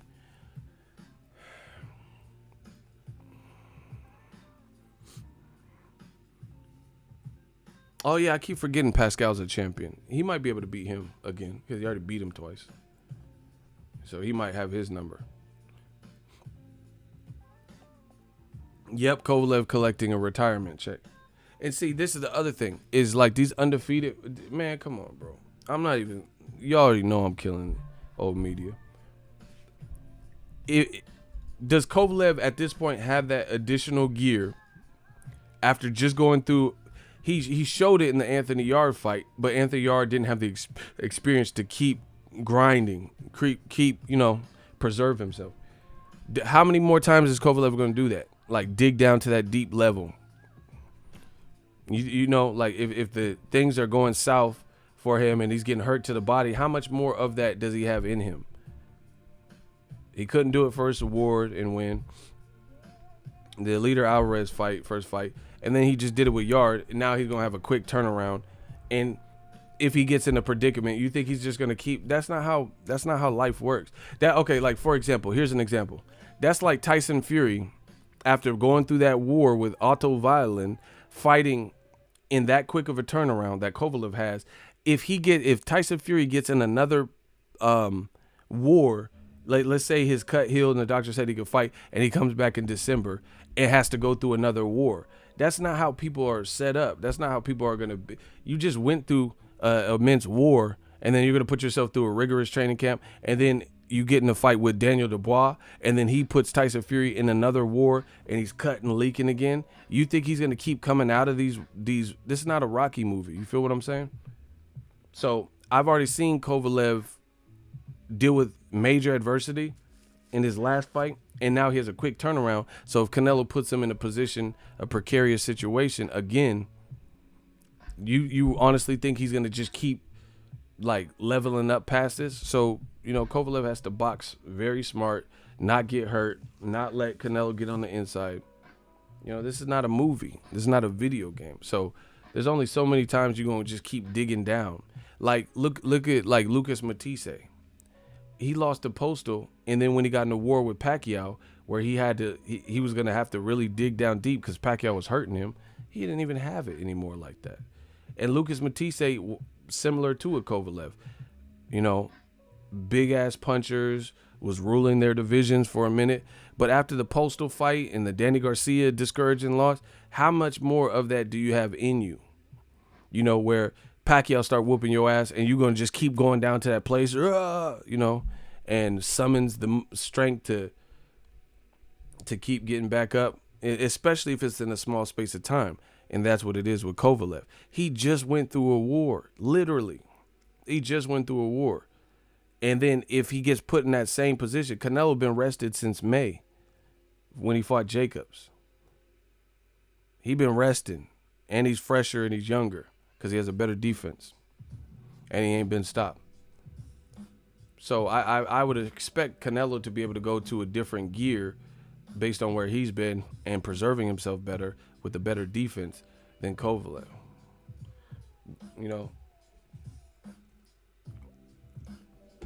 That's my opinion. Kovalev he had to dig deep to not get knocked out by Yarde. You're not gonna keep doing this. Like I said, if you don't, especially with no rest, if Tyson Fury, he just fought. So if he fought in November and went through another war, he'll probably lose. You got to give yourself time to rest. You can't just go to back-to-back wars and expect to be good. You got to recover. Go to the gym every day for a month. Tell me how you feel. Not only go to the gym, max out and work to your highest to fatigue. And don't take no days off. People always say this shit like no days off and shit. All right, do it. Go to the gym for 30 days straight, no days off, and max out, to the prime, your prime to fatigue. And tell me, and don't get good sleep. And you tell me how you feel the next month. Canelo has casually had time to repair. Man, fuck this fight. It's not that serious to me. It's not what people think. I'm telling you. And then when I'm right again, then I expect I'm sorry ego cards. Shout out to my dude Brent Weary. He said, don't make me drop a bag. Hashtag facts. Hashtag new media. Gang. This man work hard. Hashtag chat. Please support our brother from knowledge to entertainment. He working. Show y'all love to this day. Shout out to my dude Icy. Man, I appreciate y'all. That's all it is. We just showing some love. Working hard. Hell, I'd pick Kovalev or Charlo to stop Kovalev at 175. Bro, the blueprint has already been laid. The blueprint has already been laid.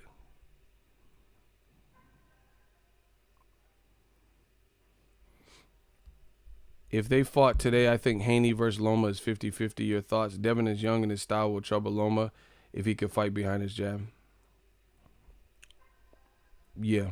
Loma hasn't, listen, Loma's solid, but he's not as billed from HBO and Top Rank saying he's the best fighter ever we've ever seen. I don't believe that. Roy Jones would stop Lomachenko if they were naturally the same size. Like, and it wouldn't even be one of Roy's toughest fights. Roy would body Lomachenko. There's nothing I've seen Lomachenko do that can compete with Roy Jones. Darnell Boone is a dude from Akron. He didn't even have a coach and was known for landing bombs. Yeah, natural, God-gifted power. I would favor Haney probably. Most like, yeah, I would favor Haney for sure. Lomachenko's best work ain't been at lightweight, point blank, period. So all it takes is for a motherfucker to have a bit more experience, a bit more grit, a bit more ring IQ, you know, maybe a bit more power or Devin. One thing I like about Devin Haney, and I noticed it, bro, I'm telling you, I seen the kid spar. He was 15 or 16. Devin Haney has always had a nice, listen to me, he has always had a nice selection of punches. That is important. Guys like Canelo, guys like Devin Haney, guys like Floyd Mayweather, Juan Manuel Marquez as well, for me. These guys have a good punch selection.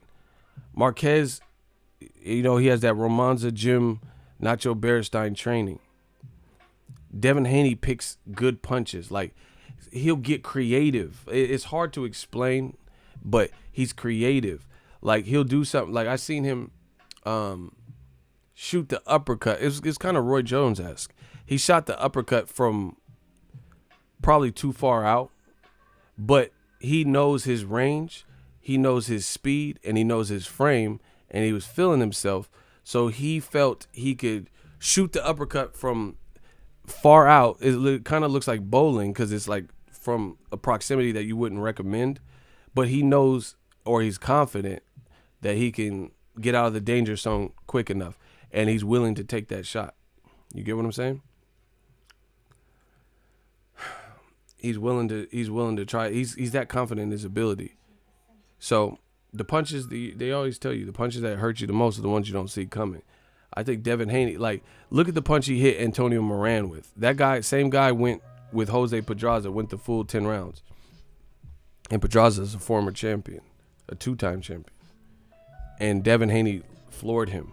That dude was, I think, from Mexico, looked pretty durable, looked pretty tough. Devin Haney hit him with a Maidana-type punch. But he doesn't always punch like that.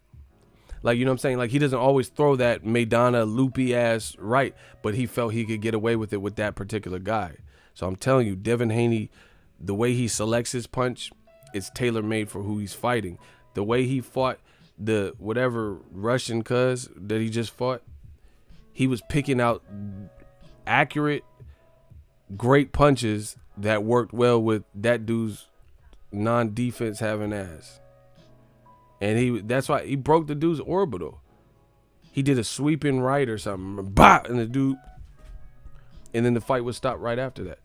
Devin Haney has underrated punch selection, punch variety. You know, the way he fought, he had 2 fights ago, earlier this year or something. I think the guy was African. He fought an African. He didn't fight him like he fought Antonio Moran or this Russian cat. You get what I'm saying? Because that other guy was a little bit slicker. I don't think he has as much power. I don't know, bro. He's tailor making these ass whoopings. Put it that way.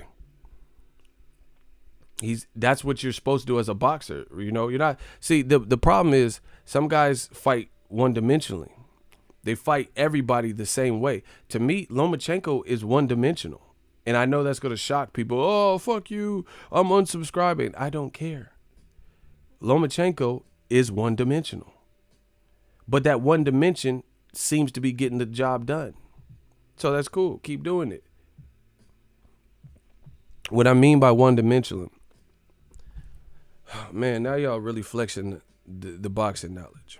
What I mean by one-dimensional is Lomachenko has to do this fidgety, jump in, jump out, try to move and, jump on you, pounce on you, explosive, reactive style.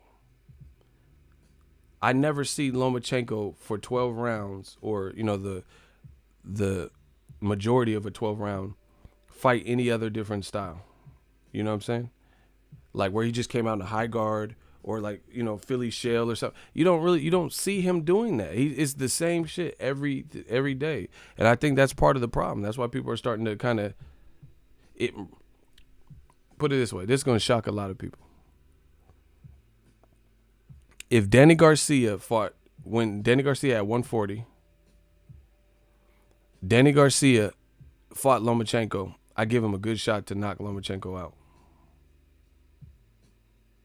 and beat him. And Danny Garcia, people say, oh, he's not doing nothing special. He's basic. I think Danny Garcia would probably knock Lomachenko out at 140. The 140 version of Danny Garcia, or even like Lucas Matisse, when he was at 140, yeah, really. Danny has great timing. First of all, he's way big. He's at 140, he was pretty big. Danny got a fucking chin. Danny took Keith Thurman's best shot, never went down. He took Lucas Matisse. Lucas Matisse knocked his mouthpiece out. Loma don't got cracks like that. Stop. Lomachenko don't got no fucking cracks like that. Danny Garcia been in there with Zab Judah, Keith Thurman, Lucas Matisse, Sean Porter, and ate all their best shots from 140 to 147. There's no way Lomachenko is going to knock out, in my opinion, Danny Garcia at 140. Danny would time him all day and get that respect out the gate. Danny slept on. Some of y'all stupid. Y'all trash, bro. Some of y'all is trash. Y'all don't know boxing for real. Danny Garcia, I think, because all he has to do, okay. Amir Khan is bigger than Lomachenko. And he's fast with long ass arms and a silver medal. And we don't even really know what Lomachenko's chin is like, to be honest.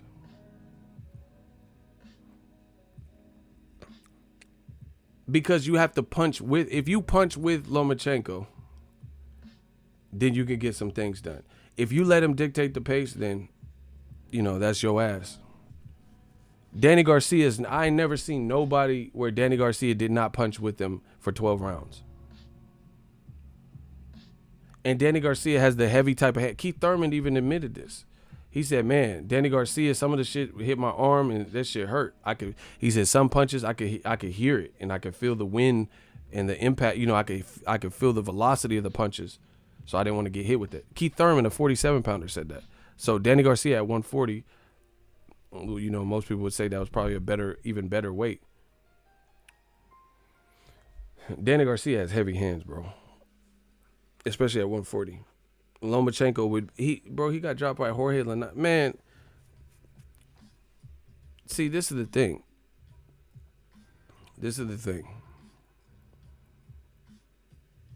Styles make fights. That's it. Styles make fights. And there's a reason they're matching Lomachenko like they're matching him. It's that simple.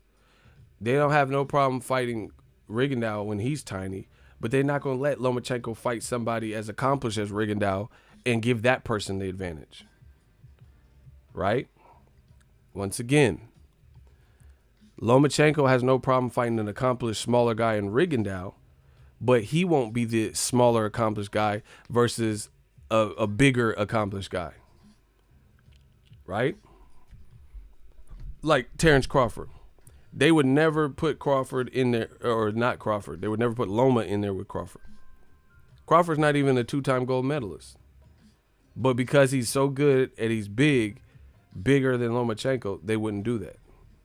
So you see, they don't put certain fighters in there with the max deficit. But if you black or brown, you got to get tested. That's just what it is. Have we or have we not seen Canelo fight guys that were bigger than him? Triple G twice. Danny Jacobs, you know, Julio Cesar Chavez. Now he's fighting Kovalev. He's willing to fight bigger guys, you know. And these are notable guys. A lot of them are notable guys. Like what Canelo's doing, even though I'm not the biggest fan of it because I think Kovalev's at a certain spot, you still don't even see that with Lomachenko. Name a time where Lomachenko moved up 2 weight classes to fight a Kovalev type of person. Because Kovalev's, like I said, he's still dangerous. You never seen that. They'll never put. But if you're black or you're brown, you do see that. You do see Terrence Crawford move up 7 pounds and fight the guy that beat Pacquiao, who's way bigger in Jeff Horn, and has a awkward, rugged style where if you don't know what you're doing, Jeff Horn at that time could give you a bad night because you see Pacquiao's face was all bloody and shit. He's just Jeff Horn is he's like kind of sloppy, but he has power and he's big. So that if you don't know how to tame that could be bad, you know. Period. Black and brown. Look at Mikey Garcia. Yes, he lost to Errol Spence, but he still shot. He took that shot. You never see Lomachenko take no shot like that. Move up and fight Crawford. Move up and fight Danny Garcia at 147. You know, people at this point don't even necessarily feel like Danny Garcia is the number one person, but you wouldn't see Lomachenko move up and try that.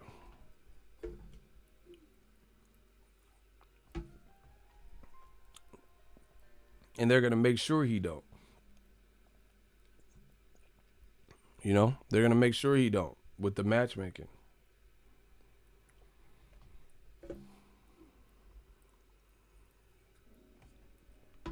So that's just what it is. That's what I see. Like Ward, he did a deal with HBO. They made him fight Kovalev within 3 fights. You don't see that with Lomachenko. He has an excuse to not fight nobody at 140. Jose Ramirez, that's a great fight. He beat Jose Ramirez in the amateurs. Why not see? Why are people not pushing? Those are 2 top-ranked fighters. Why not push for that? Maybe even do it at a catchweight, 138.5 or something. Why? See, this is what I'm saying. Bro, how come Lomachenko has not fought any quality Mexican fighter of note in or around his division since Salido? You think this is just on accident? Do you think from 130 to 140, there's no quality Mexican fighters?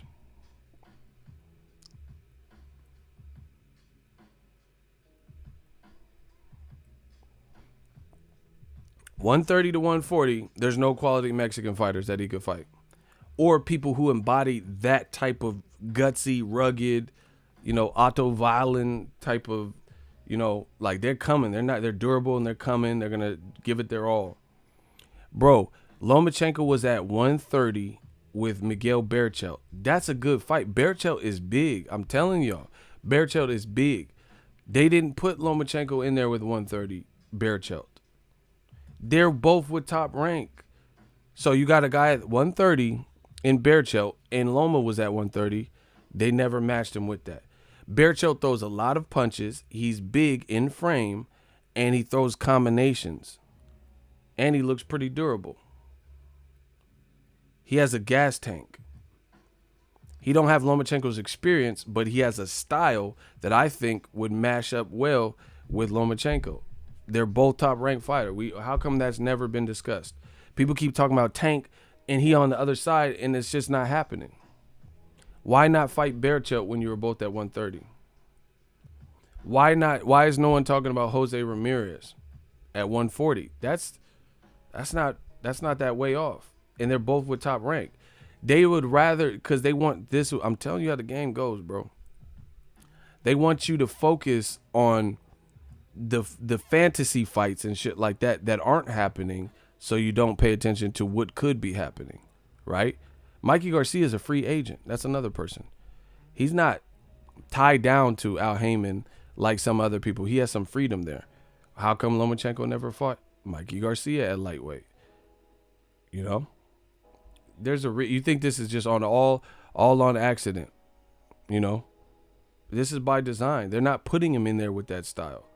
And if you disagree, then please tell me who he's fought like that.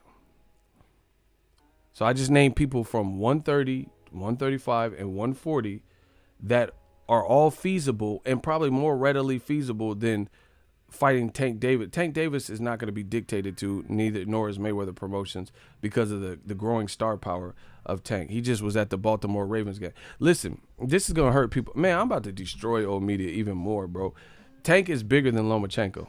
I hope you guys know that. Like, I'm not talking about physical stature. I'm talking about he's bigger. He's a bigger star. People don't know Lomachenko like that. Boxing fans do. But I'm talking about people like Gervonta. First of all, he speaks English, and his girlfriend or whatever, Ari or whatever her name is, he identifies and connects with a whole different market. You get what I'm saying? Like, I've seen Gervonta Tank Davis. It's like, oh, guess who's back together? Gervonta and Ari on the Shade Room. You'll never see Lomachenko on the fucking Shade Room.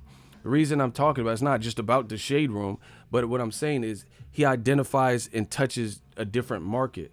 Like, you hear people outside of the scope of box. The Shade Room doesn't cater to sports or boxing. Yet they'll be like, oh, Gervonta Tank Davis is back with Ari. And you hear and see 10,000s of comments where people are like, oh, this again. And blah. So they obviously know who the fuck he is. You ain't never seen Lomachenko on the Shade Room and Baller Alert and shit like that, because he's not really relevant in America to masses. So that is just a different level of, his reach is not like that. I'm telling you, his reach is boxing fans. Gervonta has a reach that transcends just pure boxing fans. Like I said, like, I see him on the Shade Room. You guys go through the Shade Room's page and you'll see pictures of Tank and shit. You know, you'll see World Star be like, oh, Tank was at the Baltimore Ravens game, and people are having conversation about that. You'll see a picture of Drake with Tank. You know, Drake will post it on his story or whatever. You don't see that. So Tank is hitting another mark. If you're a Drake fan, that don't mean you're a boxing fan necessarily. You could be, but it doesn't mean it. So Tank is hitting an additional market that don't have nothing to do with hardcore boxing fans. Lomachenko doesn't really touch markets outside of boxing. When's the last time you've seen everything Lomachenko is that I've seen in America involved with is boxing? Is boxing. Like, when have you seen Lomachenko on The Breakfast Club? I haven't seen it. Or Sway in the Morning. You know, Lomachenko rapping or something. This is what I'm talking about. This is transcending boxing. And Fox, PBC, they're doing a great job, because the point is, yes, you want to capture the boxing market. But when you can transcend your market, that's when you become, like, my mom knows who Floyd Mayweather is. She don't watch a lick of boxing. She don't know anything about boxing like that. But she knows who Floyd Mayweather. She knows who Manny Pacquiao is. So that's the point. That's how you know you're becoming a bigger star. Now, I don't think she would know who Gervonta Tank Davis is at this point. But that's what you strive to, where you become, like, even if you don't listen to country music, you know who this person is. You know who Shania Twain is. Or even if this is not your bag, you know who Justin Bieber is. You know who Taylor Swift is. You get what I'm saying? That's the goal. Lomachenko don't really touch no marks outside of boxing that I've seen. You don't really see him on award shows or red carpet. And Deontay Wilder's starting to touch that too. The Equalizer premiere, I seen like Baller Alert, or, you know, one of them Instagram pages that are grossly popular, and Wilder's with his girl or whatever at the Equalizer 2, the Denzel. Yeah, okay. You know, at the Denzel preview to the movie, and people are commenting on it. We don't see this with Lomachenko. We don't see this with Triple G. Triple G maybe a little bit more than Lomachenko, though, because I think he has been on The Breakfast Club or some shit like that. But please don't take what I'm saying as one thing. Like, it's not all about Shade Room or Breakfast Club. See, a lot of people, they listen, but then they don't understand. You don't hear Jimmy. Block Devontae, bro. Don't. Anybody who threatens me, you gotta go, bro. Bro, I don't play like that. Block the Devontae dude. You doing way too much. I'm not hard to find either. You doing too much. We don't even joke like that. Anyway,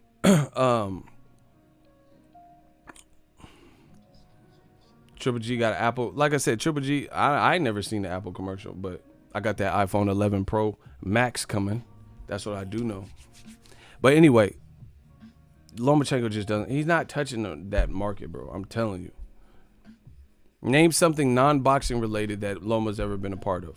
Like, for example, Loaded Lux just did a song about Deontay Wilder, where, you know, Deontay Wilder's To This Day is looped, and the song's called To This Day. There's nobody talking about, that I've seen, referencing Lomachenko's No Masenchenko or something in rap bars or anything like that. You get what I'm saying? So certain people just transcend their immediate niche, like Tupac's and stuff. People know who Tupac is, even if you don't like gangster music, you don't like rap music and shit like that. Luis Riviera, really? Really what? What are you talking about? But anyway, don't take what I'm saying as like you have to be on the Shade Room or you have to be on Baller Alert. Don't focus in on one thing. I'm just talking about the appeal, the mass appeal, the ability to transcend. Like Wilder was on a reality show. Wilder was at the Equalizer premiere and with Dr. Dre and LL Cool J, these different types of things. So with that being said, you have to understand that people know who he is. If he's on the Shade Room and you see Wilder on the red carpet and people are commenting on it and a lot of people know who he is, and that shows his popularity is growing. Period. Because they're having conversations about him. And then people are putting in the comment section, to this day, shit like that. That's how you know he's transcending just boxing, because people know his taglines and shit. Like Arnold with the I'll be back.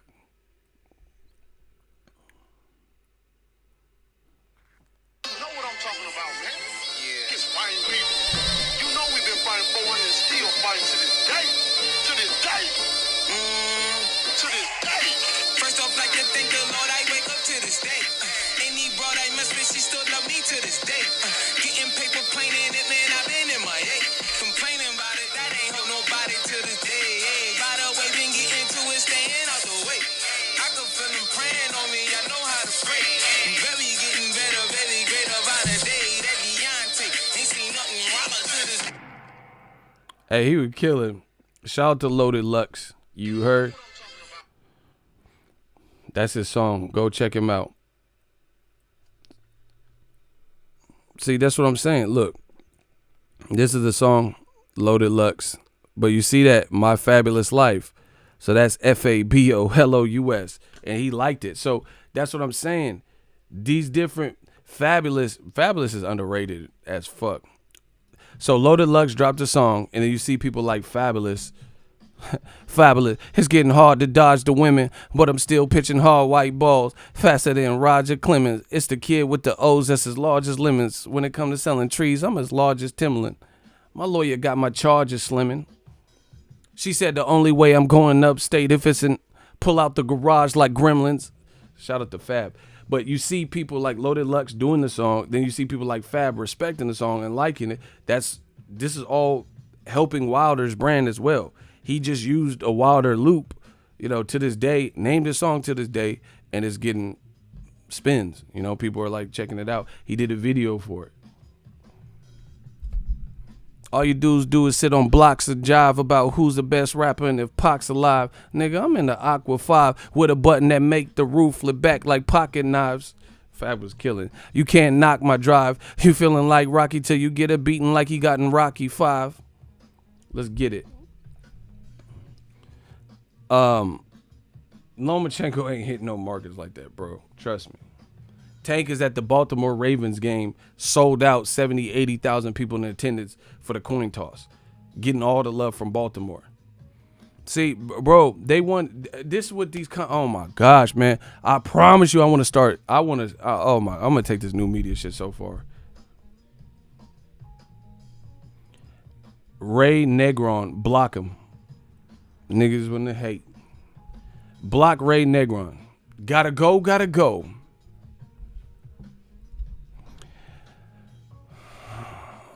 They wanna hate so bad. This shit is funny, bro. Yeah, man. Just there's a different. He said pussy. They always try to get one last. They always try to get one last. Yeah, I'm a pussy, but you watching me. But you giving a pap smear? This shit be funny, bro. He said Ray and gone.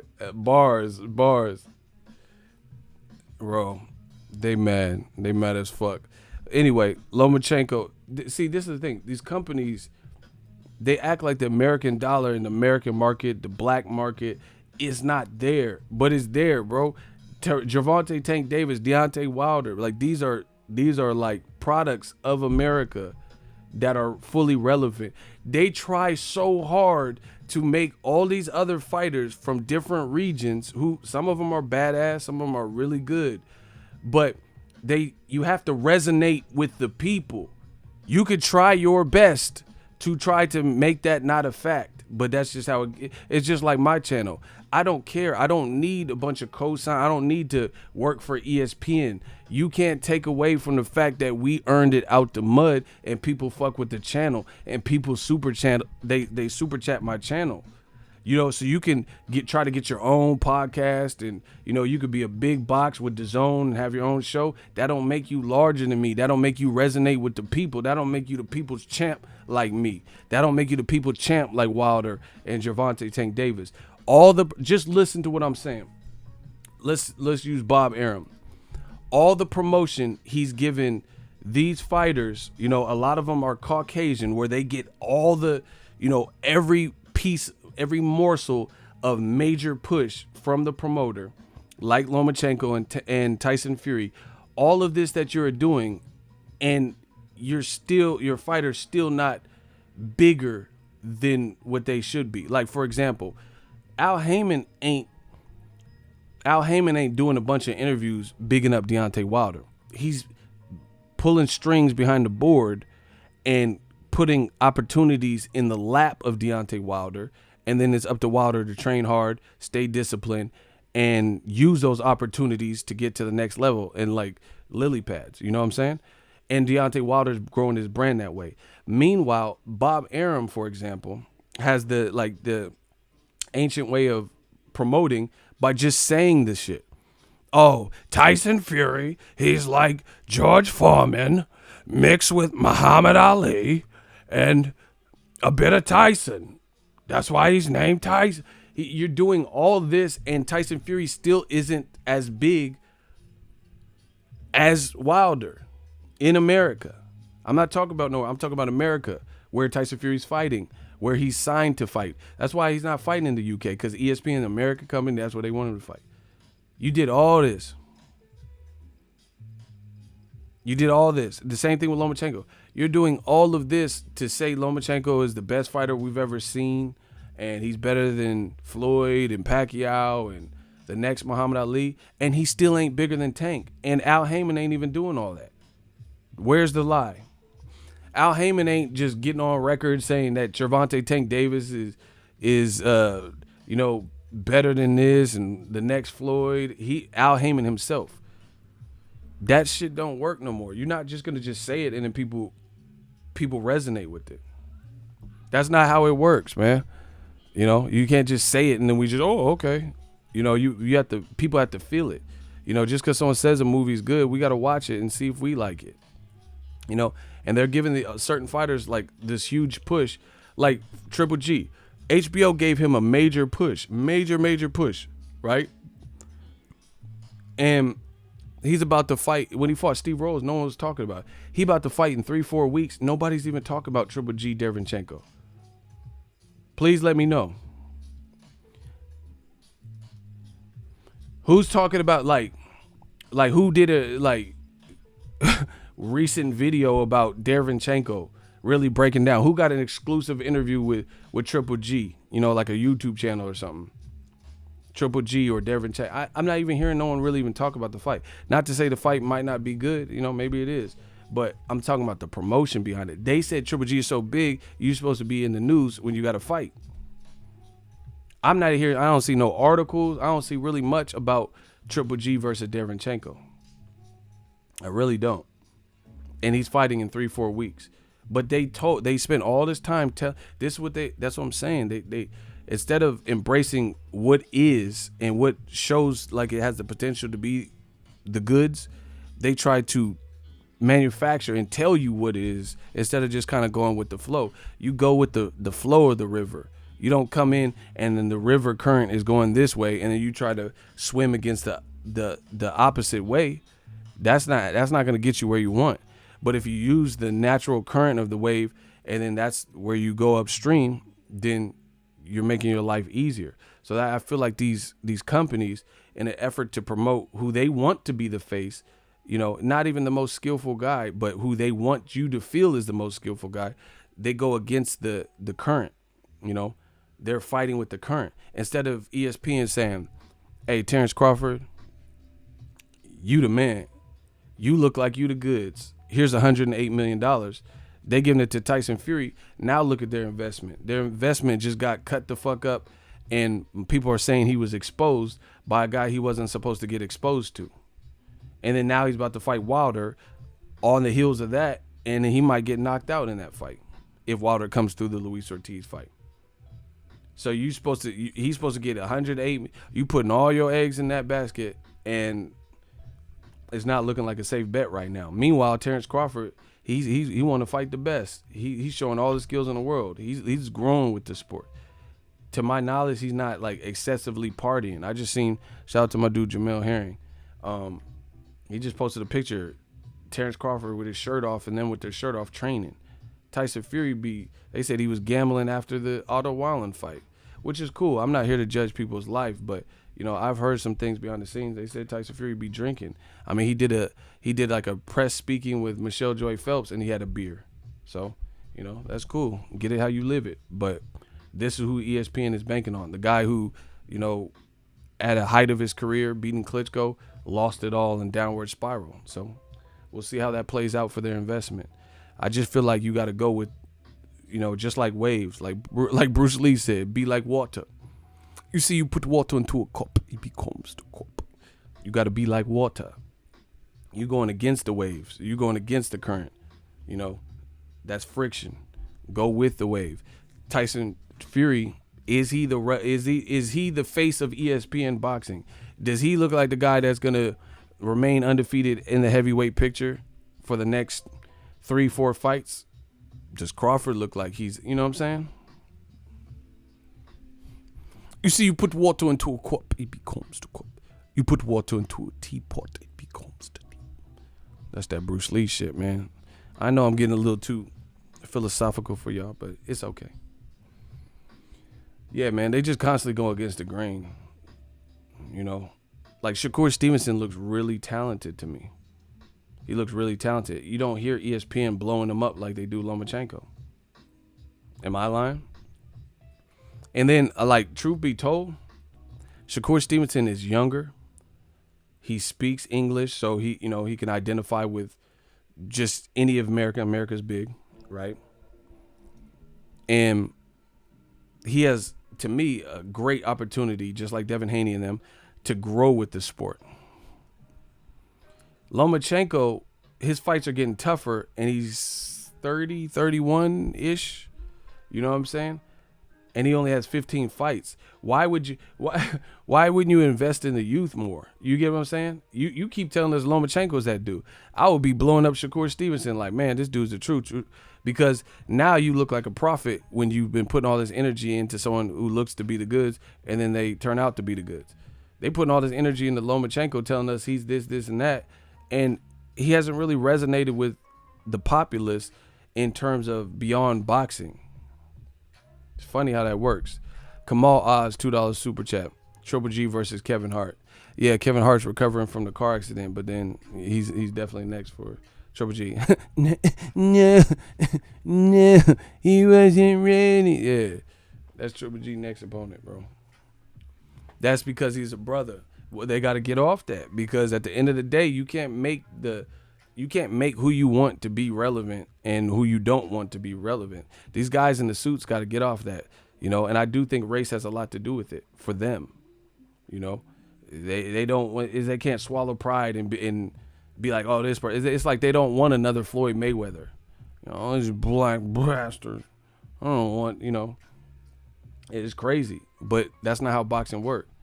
It don't matter whoever shows the most promise. That's who you should be really promoting. They rather tell us Chocolatito is number 1 pound for pound than Andre Ward.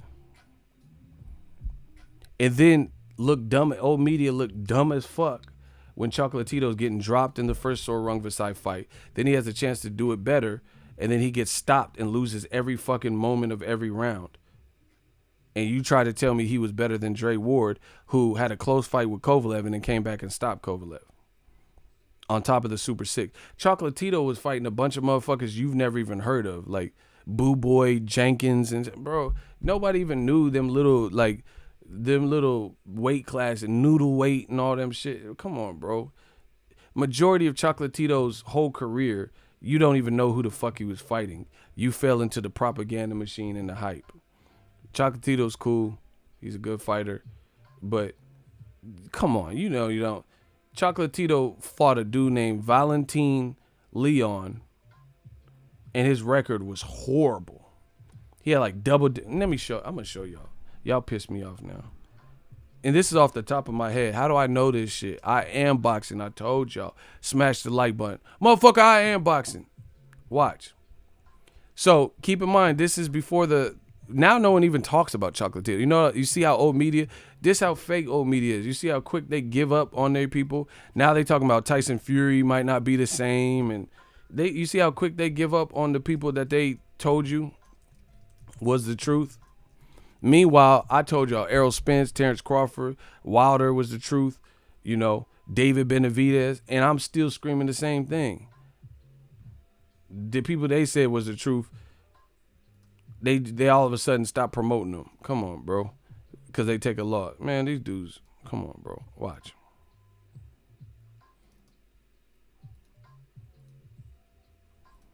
All right. So this is when Chocolatito was number 1 pound for pound. Because this was around the years. So he had fought a guy. Look at his record, bruh. Valentin Lee. Y'all see that? Look at this fool record, though. At 115.5 pounds, I told you, I didn't even need no. He fought a guy named Valentin Leon with a record of 29, 29, and 3. And this is when they were saying Chocolatito was the nicest out. Bro, 29 wins, 29 losses, and 3 draws. That's who you fighting, and you the number 1 in the sport. Look at him. Look, he lost a couple more times. Look how many he been knocked out 19 times, bro.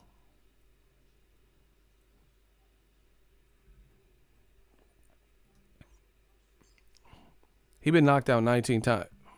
I would hang him up. You ain't finna knock me out. Fucking 20th anniversary. Hell nah. I would stop. I would quit. I'll Victor Ortiz my shit. I don't know, dude. I'm just too young to be getting knocked out 20 times, bro. You're literally talking to a tree, bro. I promise you, on God and them. If I got knocked out 19 times as a pro, bro, I'm just going. You're not gonna make it to the 20th. I ain't gonna be nobody. Yeah, I'm the motherfucker that knocked him out the 20th time. Like, hell nah. I'm gonna be a custodian, a lunch lady or some shit, bro. You ain't finna knock me out. Yeah, no 20th anniversary special.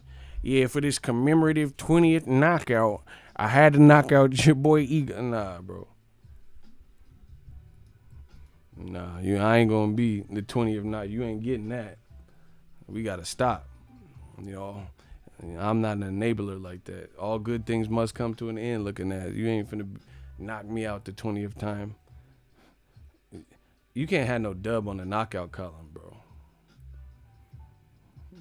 They hit you with that twomp sack. Nah, son. Yeah, that 20th commemorative knockout. Yeah, I gotta stop. I can get a job at Payless, Toys R Us, Good Guys or something. CompUSA, maybe even Mervin's. See what I did there? But yeah, you ain't finna knock me out 20 times. What the fuck? I'll come back to the ring with a gun, like real, no cap. You know what I'm saying? Don't be on no Takashi shit. I'm just telling you. Like right before I was about to get knocked out, I'm finna pull out. Yeah, motherfucker, heard you want to knock me out then. Like, bro, I'm from the Bay. I'll pull up with the stick. I'm like, act like I'm gonna go get some Vaseline in the corner. Yeah, motherfucker. Yeah, bro, nah, you ain't getting me. I gotta pull up with the stick, bro. I'm gonna pull that Glock out. I'm gonna pull that Glocky. Yeah, you thought you was gonna knock me out, huh? 20th night, huh? Bro, yeah. You ain't gonna. Hey, J.A. Dixon is a fool, bro. See, I know movies, so I know exactly what you talk about. He said The Last Boy Scout. Yeah, Tybo Ho, Billy Blake. See, this motherfucker was a running back. Bow, he started shooting everybody. Then he was like, ain't life a bitch. Bye. It's just off this shit. Yep, that would be me. But I ain't finna off myself. I'm a, man, whoever the 20th opponent. Yeah, you thought it was lucky number 20. Yeah, motherfucker. Nah, bro. You ain't getting that off me. 20 times? I wouldn't even tell women I was dating I was a boxer if I got knocked out that many times. Because, you know, bitches is nosy, so they going to ask what your record is and shit. It's like, what do you do for a living? I'll be like, oh, I work at Geek Squad. I'm an IT tech. Like, I ain't telling nobody I'm a boxer. Tell the bitch I'm a boxer. And she, oh, what's your record? Oh, about that recce. I'm 29-29 and 2. She like 29 and 2. Check, please. Hell nah, bro. You can't. Even if a girl don't watch boxing like that, she finna know what that record mean. She finna know that 29-29 ain't sounding good, bro. I wouldn't even tell her. She, oh, 29 losses. Damn. How many times you been knocked out? Listen, before we get into my knockouts, can I learn a little something about you? Can I learn something about you? You know, try to switch the subject. No, tell me how many knockouts. All right, it's 19, but I promise if it come close, I told my corner, you know, that I'm gonna punch him in the dick and get disqualified if I'm about to get knocked out. Like, bro, I'm motherfucking making an excuse. Nah. Yeah, I'll punch your nuts off. We gonna DQ this. You getting DQ'd today. As soon as I feel like I'm gonna get knocked out for that 20th commemorative punch, I'm finna Anthony Peterson your shit. I'm finna Happy Gilmore your shit. Just bow, like dead ass nut shot. They're like, what? Point deduction. Oh, point deduction. Bow, and then I'm gonna hit him again in the dick. We don't want no point deductions over here. I need that DQ on my shit. I ain't talking Dairy Queen. I need that DQ. We not talking about that Dairy Queen. Give me that DQ. I don't want no point deduction. Like 1 point. Oh, 1 point. Bah! I'm for the blast. That's gonna be the dude dick. I don't give a fuck, and I'm not pausing that either. That's gonna be dude dick getting punched off. So I can get my DQ and not get knocked out for the 20th commemorative edition. That's the only way. You're not finna get 20 about me. Yeah, but anyway, Chocolatito was number 1 pound for pound fighting 29-29. LJ said, what have I logged into? That was, here, I'm gonna punch his dick up. Hey, that was fucked up. We have a female in here, and I'm talking crazy. That's embarrassing a little bit. But I don't care. I'm gonna punch his dick. Give me that DQ. I'm gonna come out with the diamond DQ belt. I DQ'd him. I'm gonna be holding the belt like a wrestler. I DQ'd him. I got the infamous DQ belt. I'm gonna come out to Stone Cold music with the DQ belt.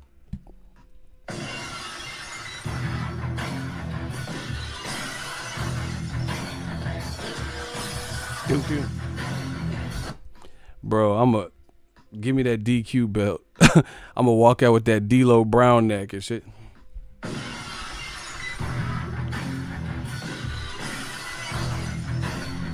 I got all the DQ.